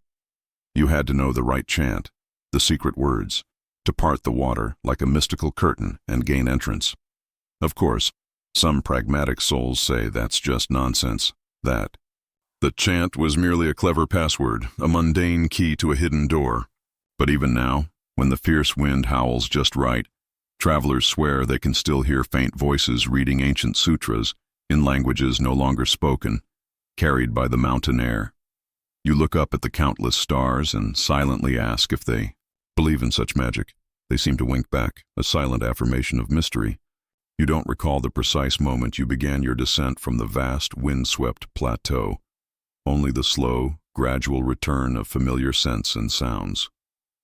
First came the subtle fragrance of wild thyme, crushed delicately beneath your heel. Then the joyful trickle of a spring tumbling from a moss-covered boulder, its water clear and cold. And finally, the low, persistent murmur of voices, not real ones, not at first. Just echoes, perhaps, or the powerful memory of countless conversations buried deep within the ancient stones of the landscape, lingering in the air like a faint, unseen breath. The grass grows taller here, lush and vibrant, kissed by the gentle lowland breezes that carry the warmth of fertile lands. The towering mountains you left behind now linger gracefully in the distant horizon, less like an insurmountable wall and more like an old trusted friend, patiently watching your journey from afar. You carry the profound silence of those heights in your chest, carefully folded like a precious note, a reminder of the vast solitude and deep introspection. And then, like a lantern suddenly revealed through a swirling fog, you finally arrive. It's not a city, nothing so vast or overtly proud. This is Dunhuang, the delicate edge where the vibrant oasis meets the sprawling desert, a vital intersection of life and desolation. It's a place where countless pilgrims once painted their fervent prayers onto the rough sandstone walls of caves, leaving them there to dry like ancient parchment, their devotion etched into stone. You don't simply walk into Dunhuang, you are received by it, quietly, respectfully, as though you are stepping into a profound library that has been whispering timeless stories to itself for centuries, its ancient wisdom waiting to be discovered. Young child dashes past you laughing, expertly chasing a wooden wheel with a stick, its humble circular form humming against the ground, spinning so fast it seems to momentarily vanish. An illusion of speed. You hear bursts of joyful laughter, see colorful laundry blooming from lines like bright prayer flags, dancing in the gentle breeze, and catch the alluring scent of fried dough curling delightfully through the narrow alleyways, a simple yet potent aroma of life. You pause near a communal well, where a woman draws water with hands as swift and practiced as songbirds, small, quick, efficient movements honed by repetition. She offers a warm smile but doesn't speak. No one here rushes. The vast, patient desert has, without a doubt, taught them better. In the bustling marketplace, shimmering silks sway gracefully like ghosts from tall wooden poles, catching the sunlight. They shimmer with a kaleidoscope of vibrant dyes, deep indigo, brilliant saffron, and rich pomegranate hues, each color telling its own story. One particular bolt of fabric is so impossibly sheer it flutters delicately, even when you merely whisper a word, as if responding to a breath. A weathered man sees you admiring it and says, with a knowing wink, "That one's for poets." Then he shrugs, adding with a wry smile, "Or fools." You buy it anyway, not because you explicitly need it, but because something about the way it moved, its ethereal quality, profoundly reminded you of snow leopards and quiet monks and the elusive beauty of dreams. Later, drawn by an unseen force, you find yourself at the foot of the magnificent Mogao Caves, a silent testament to devotion. The entrance is humble, almost unassuming, half hidden by shifting sand and deep shadow, an unassuming portal to a hidden world. But within, oh within, murals stretch across the ancient walls like intricate veins, winding through time itself, carrying the lifeblood of forgotten narratives. They tell profound stories you've only ever half heard in the quiet space between waking and sleep. Of flying apsaras, their forms ethereal and graceful. Of compassionate bodhisattvas with eyes gentler than falling rain, and of terrifying demons with teeth like broken pottery, their visages stark and unsettling. Colors, still so incredibly vivid, burn slightly behind your eyes, an intense visual experience. One particular chamber smells distinctly of old, comforting incense and ancient ink, a scent that speaks of countless hours of patient creation. You sit there for a long, contemplative time, letting the silence and the weight of history settle around you. A monk, no older than you, yet possessing a profound stillness that suggests centuries of quiet meditation, offers you a cup of tea brewed from sweet jujube and pressed chrysanthemum. It tastes strangely familiar, like a memory trying desperately to be remembered, a flavor that hints at forgotten moments. He gestures with a graceful hand toward the painted walls. They painted their fears, he says, his voice a soft murmur, so they wouldn't have to carry them burdened in their hearts. That night, you sleep peacefully beneath a carved ceiling where stars were painted meticulously before the sky was even fully mapped by human hands, an ancient celestial guide. You dream vividly of wheels turning, heavy wagon wheels grinding, along ancient roads, delicate spinning prayer wheels whispering petitions into the air, and even the great wheel of samsara, the cycle of birth, death, and rebirth. All of them, in your dream, are circling back to you, an endless, repeating journey. The next day, unexpectedly, you are given a camel. Yes, a camel. You try not to laugh aloud, but you do. Once, a loud, spontaneous burst of amusement. The massive animal looks at you with a flat, utterly unimpressed gaze, as if it's already thoroughly tired of your human nonsense. The whisper wakes you before the true dawn. You're not entirely sure if it's the soft sigh of the desert wind or your own breath catching in the quiet stillness. But there it is, a pervasive hush that gently tugs at your waking thoughts, like someone turning the delicate pages of your mind before you're fully aware.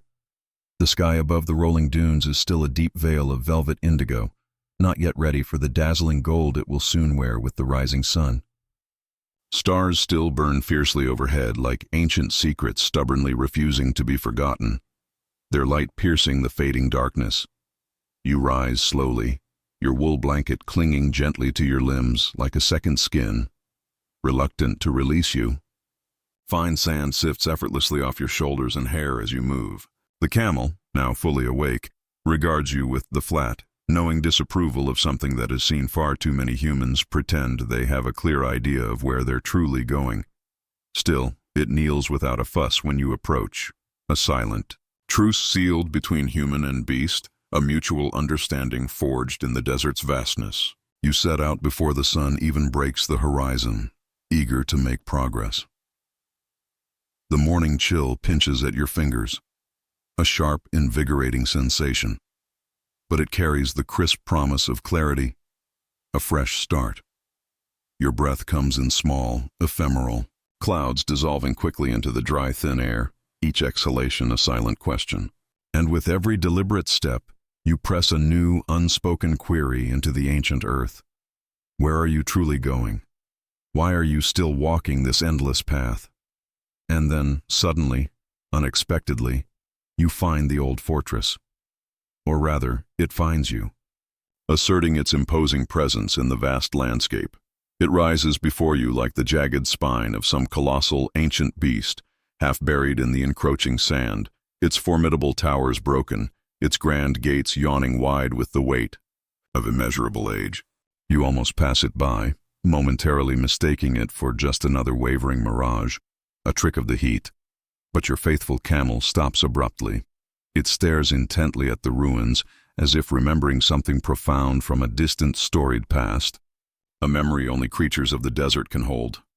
Inside, the silence is even deeper than that of the surrounding desert. No birdsong, no gentle breeze stirring. Just the profound, almost spiritual whisper of old, weathered stones, telling their own silent tales. You walk slowly through what once was a bustling courtyard, now open to the sky. The imposing walls are scorched black from a fire long since extinguished, its destructive power now merely a visual memory. A mosaic lies broken beneath your feet, bits of vibrant turquoise and rich carnelian that once depicted fierce battles, fervent prayers, or vital trade routes.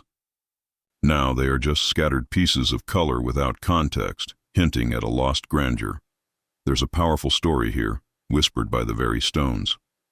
A fierce, almost legendary general once ruled from this very place, so the insistent wind tells you, carrying the tale through time.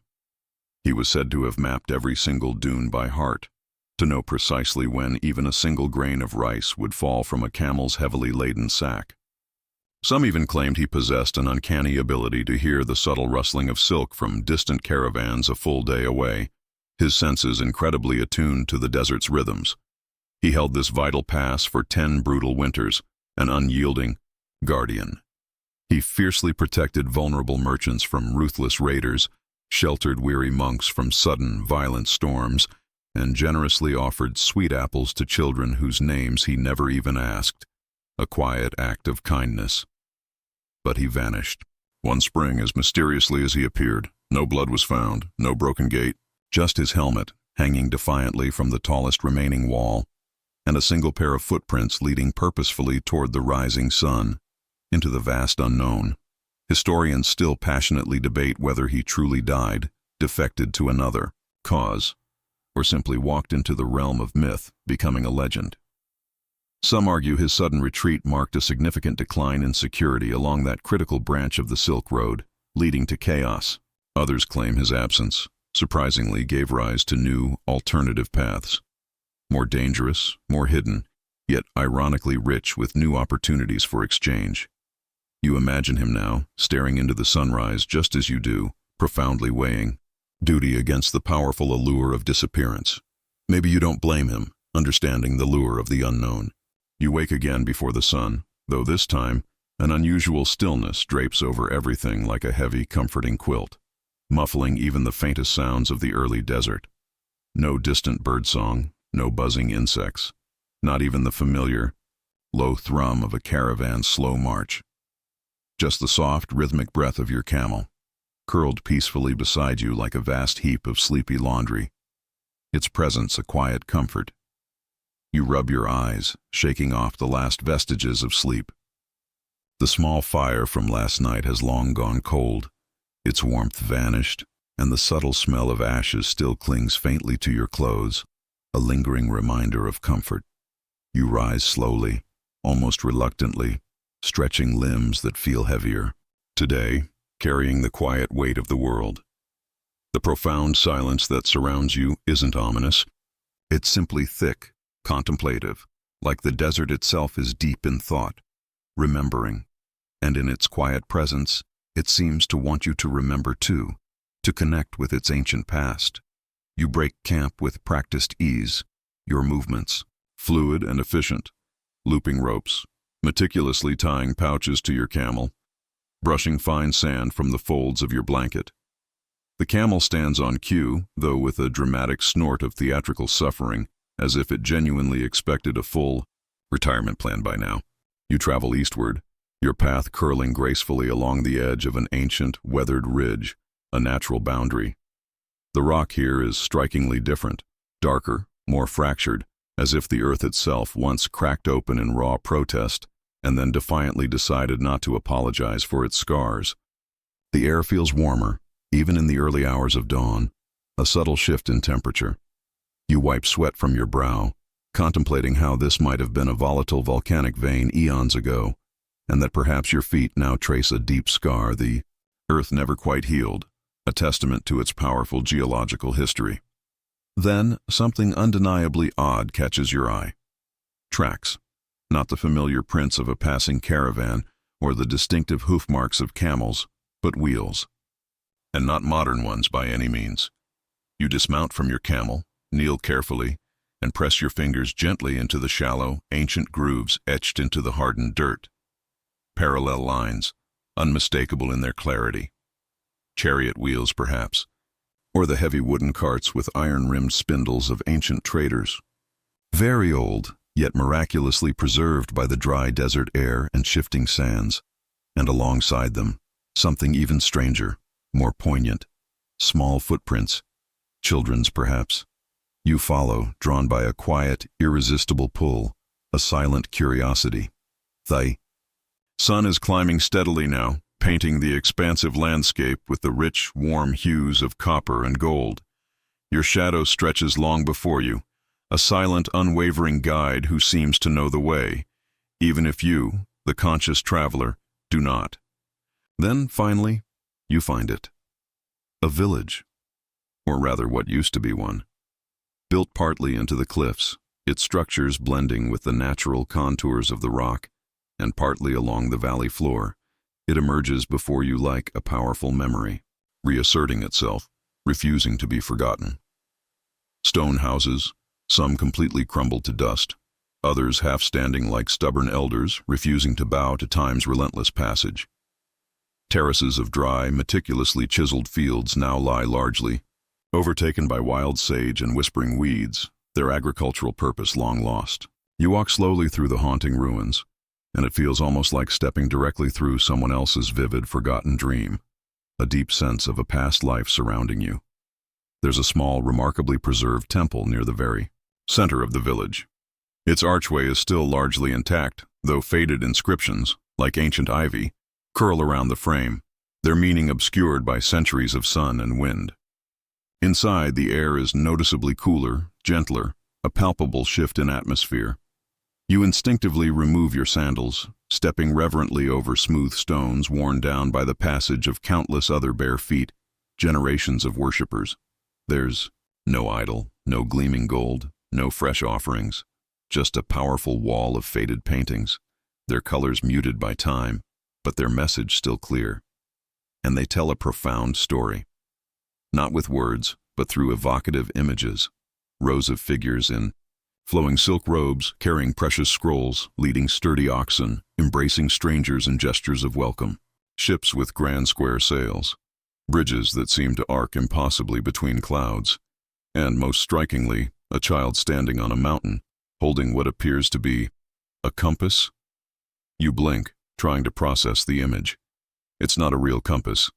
Of course, just a simple circle depicted in their small, outstretched palm. But something about that image sticks powerfully with you, a symbol of ancient guidance and curiosity. Outside, you find more poignant signs of the village's vibrant, lost life, fragments really scattered like clues. A beautiful ceramic bowl with intricate Persian patterns, a delicate Chinese silk ribbon, still vibrant, tangled in sharp thorns. A child's small toy, meticulously carved from ivory, shaped like a playful monkey. You realize with a surge of understanding that this place, now long forgotten and buried by the sands of time, must have once been a thriving cultural knot, where East and West shook hands daily, where ideas flowed freely, and where stories were traded over bowls of lentil stew. Historians rarely mention places like this, often focusing on grand capitals, epic battles, and the lives of kings. But this humble village, unnamed, buried by time, was the soft, vital skin stretched between the bones of empires. It was where the Silk Road became truly real, not in its grandeur, but in its profound intimacy. It was where families welcomed weary merchants into their homes, fed them generously, eagerly asked for news of the wider world, and gave them directions with exaggerated hand gestures and broken, earnest languages. And then the storm came. Not just wind and sand, but the kind of storm with glinting armor and sharp horns, a human tempest. You find scorch marks on the outer wall, mute evidence of fire. Bones in a well, a grim discovery. A collapsed tunnel, likely used as a desperate hiding place. A child's small sandal, alone beneath an overturned cart. A poignant, heart-wrenching remnant. The silence returns then, not just in the vast landscape, but deep inside you. A profound, heavy quiet. The kind of silence that follows memory. A quiet reverence for what was lost. As you continue walking, the sun climbs steadily higher, meticulously draping the desert in a profound golden haze that gently blurs the distant horizon, transforming it into a magnificent watercolor painting slowly left out to dry. The wind, which had been so uncannily still the morning before, now stirs softly, carrying with it faint, elusive scents, a subtle hint of cardamom, the crisp, clean freshness of faraway mountains, and something deeply earthy, like freshly turned soil. Rich with life, you inhale deeply, letting the aromas fill your lungs, and realize these are the lingering perfumes of centuries of traders and travelers who once meticulously threaded this path, each leaving an invisible, aromatic trace on the very air itself, a tapestry of scents woven through time. Your feet crunch rhythmically on a scattering of broken pottery shards and smooth pebbles, tangible fragments of a forgotten world beneath the sun's relentless golden gaze. The narrow trail widens gradually, merging imperceptibly into a worn stone-paved road, its surface remarkably smoother underfoot, though deeply cracked and weathered by the relentless passage of time and the countless footsteps of generations. This is no ordinary, unmarked path. It's a distinct remnant of the main, vital artery of the ancient Silk Road itself, a legendary road that once pulsed like a living vein, carrying life and commerce across the immense vastness of Asia, connecting disparate worlds. You find yourself moving slower now, your steps deliberate, as if instinctively respecting the profound weight of history underfoot, a palpable connection to the past. Every single stone seems to whisper faint stories of magnificent camels carrying precious silk, aromatic spices, and gleaming jade, of shrewd merchants bartering fiercely for gold coins and rare commodities, of intimate whispers shared beneath, stars brighter than any city lights you know today, their secrets carried on the desert wind. You almost chuckle softly at the profound thought that those ancient merchants had absolutely no idea their meticulously planned routes would one day be dissected by satellites and GPS systems. Back then, the best, most reliable navigation was simply the immutable stars, the sun, and the keen instinctual wisdom of the desert. And yet, this road was never a mere path for commerce. It was a potent magnet for cultures to collide, to mingle, and to intricately meld. You reach a place where the ancient road elegantly crosses a shallow river, its water glistening like scattered gems in the sunlight.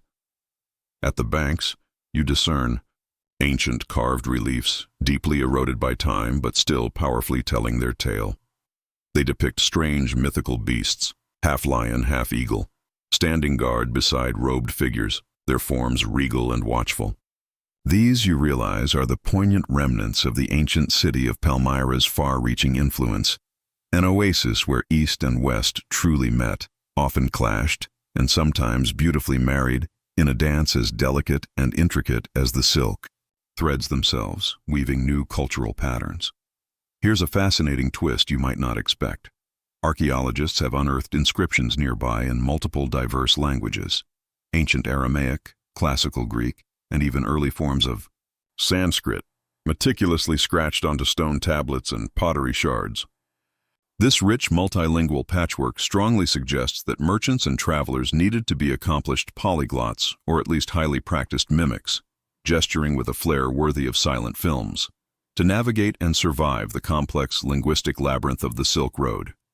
You smile to yourself, imagining a resourceful trader trying desperately to learn these varied tongues on the fly, probably mixing up words and accidentally inviting a lavish feast, when all they genuinely wanted was a simple cup of water, a humorous communication breakdown. Historians still passionately debate how much of this intricate cross-cultural mingling was truly peaceful trade, and how much was, in fact, subtle political power play, empires vying for dominance. Did these countless caravans bring only material goods, or did they also carry powerful ideas, some dangerous, some revolutionary, spreading like wildfire across the land? Some scholars propose that the Silk Road was less a rigid trade route and more a slow-moving multi-century flash mob of profound cultural exchange, a continuous, evolving phenomenon, and you find that thought strangely comforting in its beautiful chaos, a testament to human connection beyond mere transaction. You keep walking, letting the steady rhythm of your steps echo the enduring rhythm of the ages, a living connection to the past.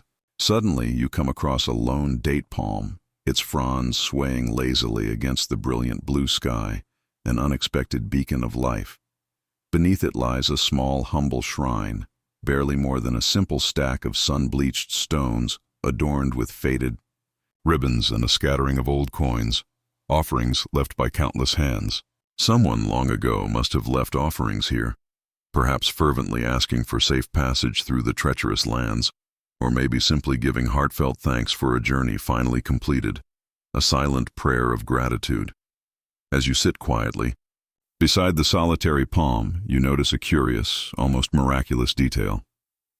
A small metal trinket, an astrolabe fragment, half buried in the shifting sand, its intricate engravings hinting at complex celestial calculations, a piece of ancient technology.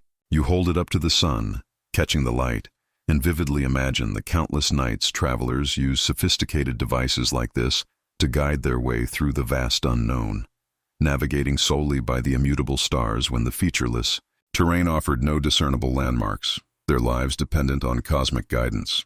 Yet, few realize that some of the greatest scientific knowledge and philosophical ideas traveled these routes just as surely as luxurious silk and aromatic spices. The astrolabe itself, the concept of algebra, the revolutionary process of paper-making, all these profound innovations spread from east to west like seeds carried on the wind, transforming societies. The path rolls on beneath your feet like an ancient ribbon, stretching relentlessly toward horizons that seem to shimmer and waver under the intense midday sun. You can almost feel the deep, resonant pulse of the Silk Road beneath the worn stones, the slow, steady heartbeat of ceaseless trade, vibrant culture, and countless whispered dreams, all woven into the very fabric of the earth beneath you. The caravan routes split ahead, diverging like intricate veins branching off to nourish different, distant corners of the vast continent, each promising new adventures. You pause, sensing that this very crossroads has witnessed more stories, more partings and reunions than any single historian could ever hope to chronicle in their lifetime.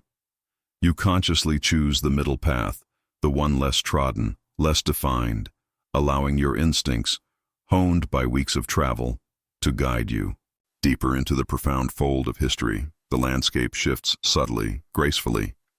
The soft sandy dunes gradually give way to rugged rocky outcrops, dusted sparsely with hardy shrubs and resilient wildflowers that cling to life in the harsh conditions.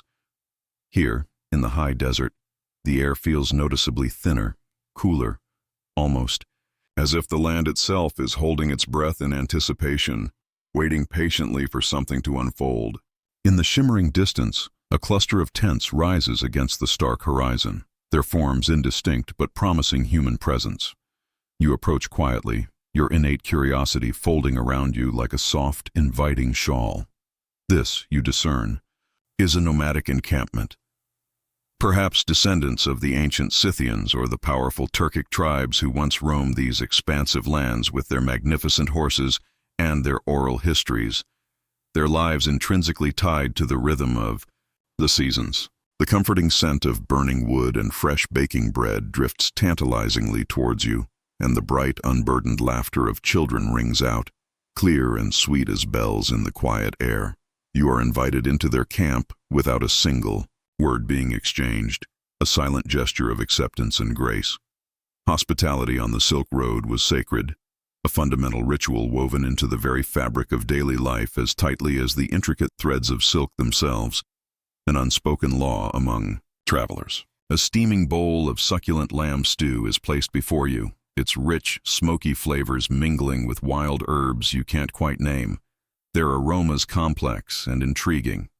You savor each spoonful slowly, deliberately, as if you are tasting the very history simmering in the pot, each bite a connection to generations past. While you eat, the wizened elders begin to tell their stories, their soft voices weaving intricate tapestries of ancient times, tales passed down through countless generations. One particular tale lingers in the air, a story of profound significance. The legend of a great horse said to run faster than the desert wind itself. A divine gift from the gods to a weary traveler who sought safe passage across the vast, unforgiving steppes. This magnificent horse, they say, possessed an uncanny ability to sense danger long before it arrived, its hooves never faltering on the treacherous, ever-shifting terrain. A gentle smile creeps across your face, because here's the fascinating thing. You've heard this very story before, but told with a strikingly different twist, in another distant land and in another distinct language. And this, you realize, is the undeniable magic of the Silk Road. The same profound story, told and retold countless times, shape-shifting subtly as it passes from tongue to tongue, from place to place, adapting to new contexts while retaining its core essence. You ask quietly if the horse was a real creature of flesh and blood or merely a powerful metaphor, and the elder chuckles softly, her eyes twinkling with ancient wisdom.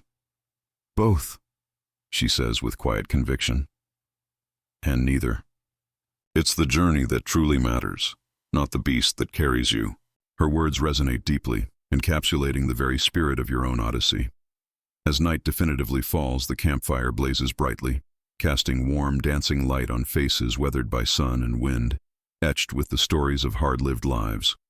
Stars wheel majestically overhead, constellations that are familiar yet refracted through a distinctly different cultural lens, their patterns reimagined. Someone hums a haunting melody, a slow, ancient tune carried down from the distant mountains, imbued with their timeless solitude. You lie back on a tightly woven mat, feeling the desert's pervasive chill creeping in beneath your cloak, a gentle reminder of the wilderness. The wind rises again, not harsh or biting, but tender, almost as if it's gently rocking the world itself to sleep, a vast, comforting lullaby. Somewhere nearby, a wolf howls softly, its lonely cry echoing across the expanse, and you imagine it as a guardian spirit, watching faithfully over these ancient trade routes long after the merchants have finally gone home. You find yourself reflecting deeply on the caravans, their incredibly fragile balance of immense risk and potential reward. A single misstep, a moment of inattention, could mean encountering ruthless bandits, being swallowed by violent sandstorms, or succumbing to debilitating sickness, each a formidable threat. Yet the irresistible lure of the unknown, the powerful promise of connection with distant lands and exotic cultures, pulled countless courageous souls onto these paths, time after time, generation after generation. Here's a little-known fact. Some merchants didn't just travel with mundane silk or valuable spices. They also carried sacred texts and revered relics. Buddhist scriptures, ancient Christian manuscripts, Zoroastrian fire tablets, these precious Artifacts were transported with profound reverence across vast deserts and towering mountains, not merely as cargo, but as spiritual treasures. The Silk Road, you realize, was as much a vital pilgrimage route as it was a crucial commercial highway. Historians argue endlessly, with passionate debates, over which religion or culture had the greatest, most lasting impact on the Silk Road's complex evolution, often seeking a singular dominant force. But you realize that it was never truly about dominance or singular influence. It was, rather, about harmony and motion, a dynamic symphony of diverse voices blending and diverging like the wind itself, each contributing to a rich, complex melody. It was a continuous dance of exchange, adaptation, and peaceful coexistence that shaped the world. You close your eyes, feeling the gentle pulse of the camp's vibrant life slowly diminish. Your breath sinking effortlessly with the hypnotic flicker of the fire, a peaceful rhythm taking hold. The night deepens around you, full of whispered secrets and soft, unspoken promises. And you, a solitary traveler on this seemingly endless path, are now inextricably a part of it, a fleeting whisper in the timeless winds of the Silk Road, your journey adding another layer to its ancient, ongoing narrative.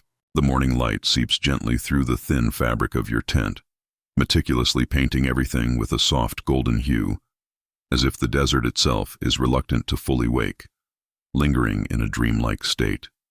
You rise slowly, feeling the last warmth of the night's dying embers fading beneath your fingertips, a subtle memory of comfort, and step outside into a world already subtly stirring, awakening with its own quiet rhythm.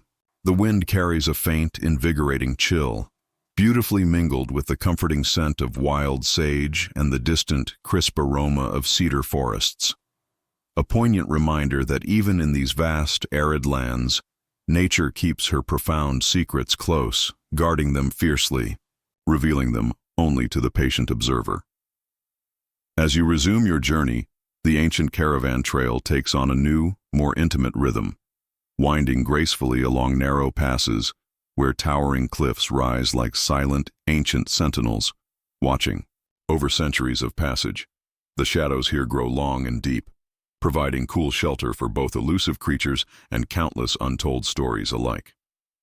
You catch a fleeting sight of wild ibex, their agile forms deftly leaping across rocky ledges with an astonishing ease, their movements precise, almost choreographed. Nature's own graceful dancers performing on a majestic stage of raw stone, a breathtaking display of wilderness survival. You wonder how many weary travelers before you ever paused in their arduous journeys to simply watch such a natural spectacle, or if their eyes were too intensely fixed on the demanding imperatives of survival and profitable trade, missing the subtle beauty that surrounded them. It's often forgotten that the Silk Road was far more than just a conduit for goods and gold. It was, fundamentally, a challenging yet profoundly beautiful passage through some of the most breathtaking landscapes on Earth, each vista a new chapter in the journey. And speaking of breathtaking, did you know that some of the oldest known petroglyphs, intricate carvings expertly etched into rocks, line significant parts of these very routes?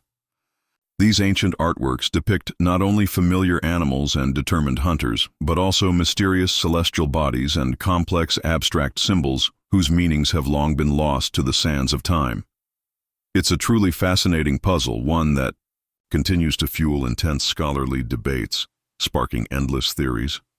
Were these powerful messages, solemn warnings, or fervent prayers, or simply the spontaneous doodles of early bored travelers left behind to amuse future wanderers? Historians remain profoundly divided on their true purpose. As the sun climbs higher, intensifying its golden embrace, you find yourself approaching the evocative ruins of an ancient caravanserai, one of those vital stone inns scattered like precious pearls along the trade routes, each offering weary merchants and their animals much-needed shelter and invaluable respite from the unforgiving journey. The walls, though now crumbled in many places, still stand proudly and defiantly against the relentless, erosive desert winds, testaments to their former strength. You vividly imagine the bustling chaos of life here centuries ago. Camels being laboriously unloaded, exotic spices being bartered fiercely, Laughter and a cacophony of voices mingling in dozens of disparate languages, all beneath the flickering, inviting lanterns of evening, a symphony of commerce and life. One curious detail often overlooked yet profoundly telling. Many caravanserais included not only essential stables for animals and comfortable lodging for humans, but also communal baths.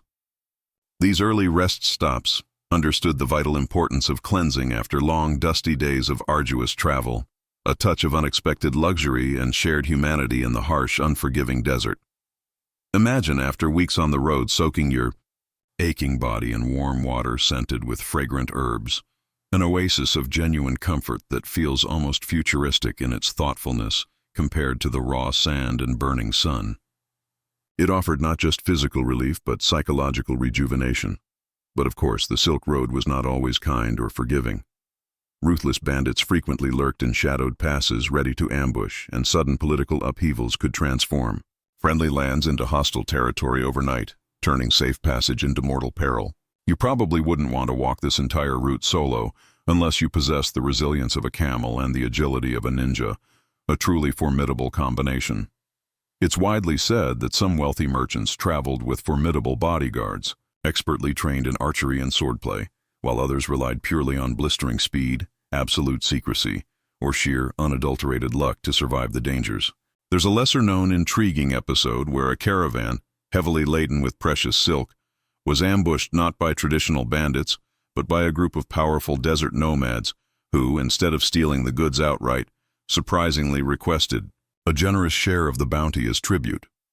The shrewd merchants, recognizing the nomads' absolute control over the vital water sources in the region, wisely agreed, thus forging a fragile yet enduring alliance that remarkably ensured safe passage for years to come. It's a powerful reminder that on the Silk Road, diplomacy was often as valuable as any tangible treasure. You press onward, your footsteps echoing softly on the ancient stone path, feeling the palpable pulse of countless past journeys threading through you, connecting you to the myriad lives that came before. The landscape slowly begins to soften as you descend into a lush, fertile valley, gently cradled by distant, majestic mountains, their peaks guardians of the horizon. Here, rivers flow with a steady, soothing murmur, their waters life-giving, and orchards heavy with ripe apricots and ruby-red pomegranates offer a sweet, fragrant reprieve from the arid vastness you've just traversed, a welcome change of scenery. The valley is home to a venerable town that once thrived as a vibrant nexus of trade and diverse culture. You wander among its evocative ruins, tracing the faded outlines of bustling bazaars, ornate temples, and industrious workshops where skilled artisans once crafted exquisite pottery, delicate glassware, and rich, intricate textiles. It's truly humbling to consider that merchants from distant Rome, powerful Persia, mystical India, and ancient China once exchanged not only valuable goods but also profound stories and melodious songs in these very streets, their voices echoing through time. An intriguing fact: some of the first paper money in human history is widely believed to have emerged right here, a revolutionary concept born from the pressing need to facilitate increasingly complex trade across vast, challenging distances. Imagine explaining that audacious idea to a merchant used to the tangible weight of counting coins. No, really, trust me. This simple piece of paper is worth its weight in gold. It must have felt like pure magic or utter madness to them. The Silk Road, with all its inherent wonder and perilous dangers, was a magnificent tapestry intricately woven from threads of innovation, immense courage, and deep human connection. And as you watch the sun dip low, painting the valley in breathtaking hues of rose and amber, you realize that you are not just a traveler retracing ancient footsteps. You are an active part of a story that still whispers on the winds, waiting patiently to be heard, to be carried forward. The valley gradually fades behind you as you faithfully follow the winding river northward, its gentle rhythmic murmur a soft, constant companion to your deep thoughts, providing a soothing backdrop. The air here is noticeably cooler, exquisitely scented with the sharp, invigorating fragrance of pine, and the crisp promise of approaching mountains, their grandeur looming. You step lightly and carefully over mossy stones and vibrant patches of wild flowers, feeling as if the landscape itself is breathing in unison with you, alive, utterly timeless, and patiently waiting to reveal its next secret. You find yourself instinctively drawn towards a small, charming village nestled intimately at the very foot of the majestic peaks. It's remarkably quiet now, a serene hush, but you can almost vividly hear the echoes of ancient festivals where countless traders and friendly locals mingled freely, exchanging far more than just mere wares. They traded ideas, shared laughter, and created beautiful music, forging bonds that transcended language. The Silk Road was never merely a thread of commerce. It was, fundamentally, a vibrant loom for cultural weaving, intertwining diverse traditions and beliefs into a rich tapestry of human experience. One of the most remarkable stories emanating from this region involves the profound exchange of musical instruments, a testament to the universal language of sound. It is widely said that the lute, an instrument that later inspired countless variations and derivatives in the distant West, journeyed along these very routes from the mystical East, its melodies carrying across vast distances. The haunting melodies, hummed by weary merchants on quiet evenings in their desert tents, simple tunes born of longing and solitude, became the fertile seeds for grand symphonies and intricate songs sung centuries later in faraway European courts, a direct lineage of musical inspiration. Think about that. A humble tune hummed under a vast, starry sky here, inspiring a majestic symphony thousands of miles away, a beautiful ripple effect through time and space. And here's a fun, quirky tidbit. Some resourceful travelers, seeking solace or entertainment, would carry small, portable musical instruments to soothe their frayed nerves during long, arduous journeys. Perhaps a simple reed flute or a basic drum. Can you possibly imagine, after days of relentlessly trudging through thick dust and scorching heat, breaking into an impromptu jam session around a flickering campfire? It was probably less of a grand festival and more of a desperate, weary plea to keep awake and lift spirits. Historians are still actively debating whether these mini-concerts were genuinely spontaneous bursts of creativity or carefully orchestrated moments designed to foster camaraderie and alleviate the intense boredom of the road. Your path now climbs steadily, relentlessly, leading you upward through meticulously terraced fields where resilient farmers patiently cultivate hardy grains and nourishing fruits, their growth shaped by centuries of patient, dedicated hands, an enduring testament to human perseverance. You pause for a moment to watch a woman gently, expertly weaving a basket, her nimble fingers moving with practiced grace and artistry, each movement a testament to her skill.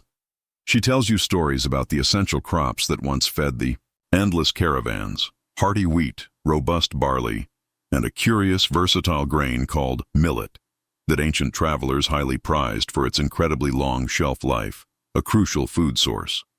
This humble millet, you realize, was the very lifeblood of the Silk Road, sustaining countless lives through the harshest, most grueling journeys, allowing humanity to conquer vast distances. And while millet may sound mundane and unremarkable to modern ears, here's a truly surprising fact. Recent archaeological digs have unearthed significant quantities of millet seeds in ancient burial sites dating back thousands of years along the trade routes, strongly suggesting it was not only a staple food, but also held profound ceremonial significance, a spiritual connection. How's that for a seemingly simple grain with a rich, hidden past, its secrets slowly revealing themselves? Scholars continue to puzzle over what that might truly mean about the cultures that prized it so highly, hinting at deeper rituals and beliefs. The majestic mountains stretch around you, towering and silent witnesses to the passage of countless feet and hooves, each leaving an ephemeral mark on the ancient earth. You stop by a shaded, cool spring, dipping your hands into the incredibly refreshing water, and catch a fleeting glimpse of your reflection, worn but steady, unwavering, a mirror to the profound journey etched deeply into your very soul, a visual testament to your transformation. You're powerfully reminded that the Silk Road was not merely a path for the physically strong or the financially wealthy. It was, above all, for those courageous souls willing to brave immense uncertainty, to earnestly connect with the unknown, and to place their fundamental trust in the inherent kindness of strangers, the universal bond of humanity. The myriad stories you've diligently gathered, the wondrous legends of horses faster than the wind, of welcoming caravanserais with luxurious warm baths, of sacred texts traveling hand in hand with precious silk, all seamlessly stitched together, a rich, vibrant tapestry far more valuable than any treasure chest could ever hold. Now, with night falling softly once again, painting the sky with deepening hues, you settle peacefully beneath a sky magnificently dusted with countless stars, each a distant, burning world. The gentle wind whispers through the towering pines like a soothing lullaby, urging you to finally rest, to dream of distant lands and ancient roads, of journeys yet to be taken, and of the countless stories that still await discovery. The night stretches its velvet cloak above you, vast and boundless, an infinite expanse where the very concept of limits dissolves into ethereal beauty. The stars, those eternal silent travelers themselves, blink softly, almost knowingly through the profound inky darkness, resembling countless distant campfires scattered along an endless cosmic road. Each tiny pinpoint of light seems to hold millennia of unspoken stories, of journeys undertaken and completed, of quiet moments of reflection under similar vast skies across countless ages. You feel the quiet, comforting weight of the ages settle. Around you, a gentle, palpable hush that not only invites deep, introspective reflection, but also offers much-needed rest after your long, arduous odyssey. Here, nestled in this sacred, profound stillness, the challenging, transformative journey of the ancient Silk Road comes to its quiet, graceful close, not with a dramatic, grand flourish or a final, triumphant gesture, but as a slow, peaceful exhale, a lingering, almost wistful sigh that reverberates long after the myriad footsteps of countless travelers, merchants, and adventurers have finally faded into the silent dust of history. The air itself seems to hum with the echoes of their passage, a symphony of forgotten whispers. You recall, with vivid, almost startling clarity, the vibrant chorus of diverse voices carried on the ever-present wind, the boisterous laughter of tireless merchants haggling over precious goods, the rhythmic, hypnotic clatter of camel bells marking the relentless passage of caravans, the solemn, heartfelt prayers whispered in myriad exotic tongues by pilgrims seeking enlightenment or solace. Each distinct sound is a unique, irreplaceable thread woven intricately and meticulously into the vast, shimmering tapestry of human connection, a harmonious, enduring symphony of cultures and beliefs intertwined. It's a powerful, enduring reminder that even within the immense vastness and often brutal sweep of history, it is the shared moments, the small, seemingly insignificant acts of kindness exchanged on a dusty trail, and profound, unexpected courage shown in adversity, the simple gestures of humanity offered freely between strangers that truly endure, echoing with quiet resilience through the centuries. These are the invisible treasures, the true legacy that the Silk Road truly carried. As your thoughts drift gently, unburdened and free, like the fine, shifting desert sands under a luminous, silvery moonlit sky, you become acutely aware of the subtle yet profound changes in the world around you, a quiet, almost magical transformation. The air grows noticeably cooler, softer, almost tender against your skin, as if gently inviting you to fully surrender to the profound, enveloping quiet that now embraces you, to release the day's lingering burdens and the anxieties of the journey. You feel the gentle, rhythmic pulse of the ancient earth beneath you, steady and sure, a comforting, grounding rhythm that will undoubtedly guide you safely and securely into the realm of dreams, a deep, fundamental connection to the enduring, timeless planet itself, a vast living entity that has witnessed countless journeys just like yours. This silence is not empty, but filled with the silent stories of millennia. And in this final, contemplative, and deeply personal chapter, there is a tender, almost palpable peace that settles upon you, a profound warmth that lovingly wraps around your heart like a well-worn, familiar cloak, providing deep solace and boundless comfort. The Silk Road, you understand now, was not only a vital, bustling conduit of luxurious silk, gleaming gold, and aromatic spices, a testament to human enterprise, but far more profoundly, a spiritual pathway for the indomitable human spirit, eternally curious about the unknown, incredibly resilient in the face of daunting challenges, and endlessly seeking connection, understanding, and new horizons beyond the familiar. The soft whispers of those ancient winds carry a timeless lullaby, a hauntingly beautiful melody that has traveled through countless centuries, weaving through generations of travelers, specifically to cradle you now, offering profound comfort and a deep, restorative peace. It is the song of the journey's end and of infinite possibility. You might picture, with a sense of poignant, bittersweet nostalgia, the very last caravan setting out at dawn, its silhouetted forms gradually fading into the vast, distant horizon, their shapes slowly transforming from tangible physical presences into ephemeral stories, and those stories, in turn, becoming cherished memories, forever imprinted not just on the landscape, but on the very fabric of human experience. The relentless, ever-shifting sands will eventually cover their tracks, erasing the physical evidence of their passage, but the powerful, resonant echoes of their countless journeys will remain, soft and persistent, like a profound secret shared. In the hush of twilight, destined to linger in the collective consciousness, it's a powerful reminder that while individual lives are fleeting, the human spirit's quest for connection and discovery endures.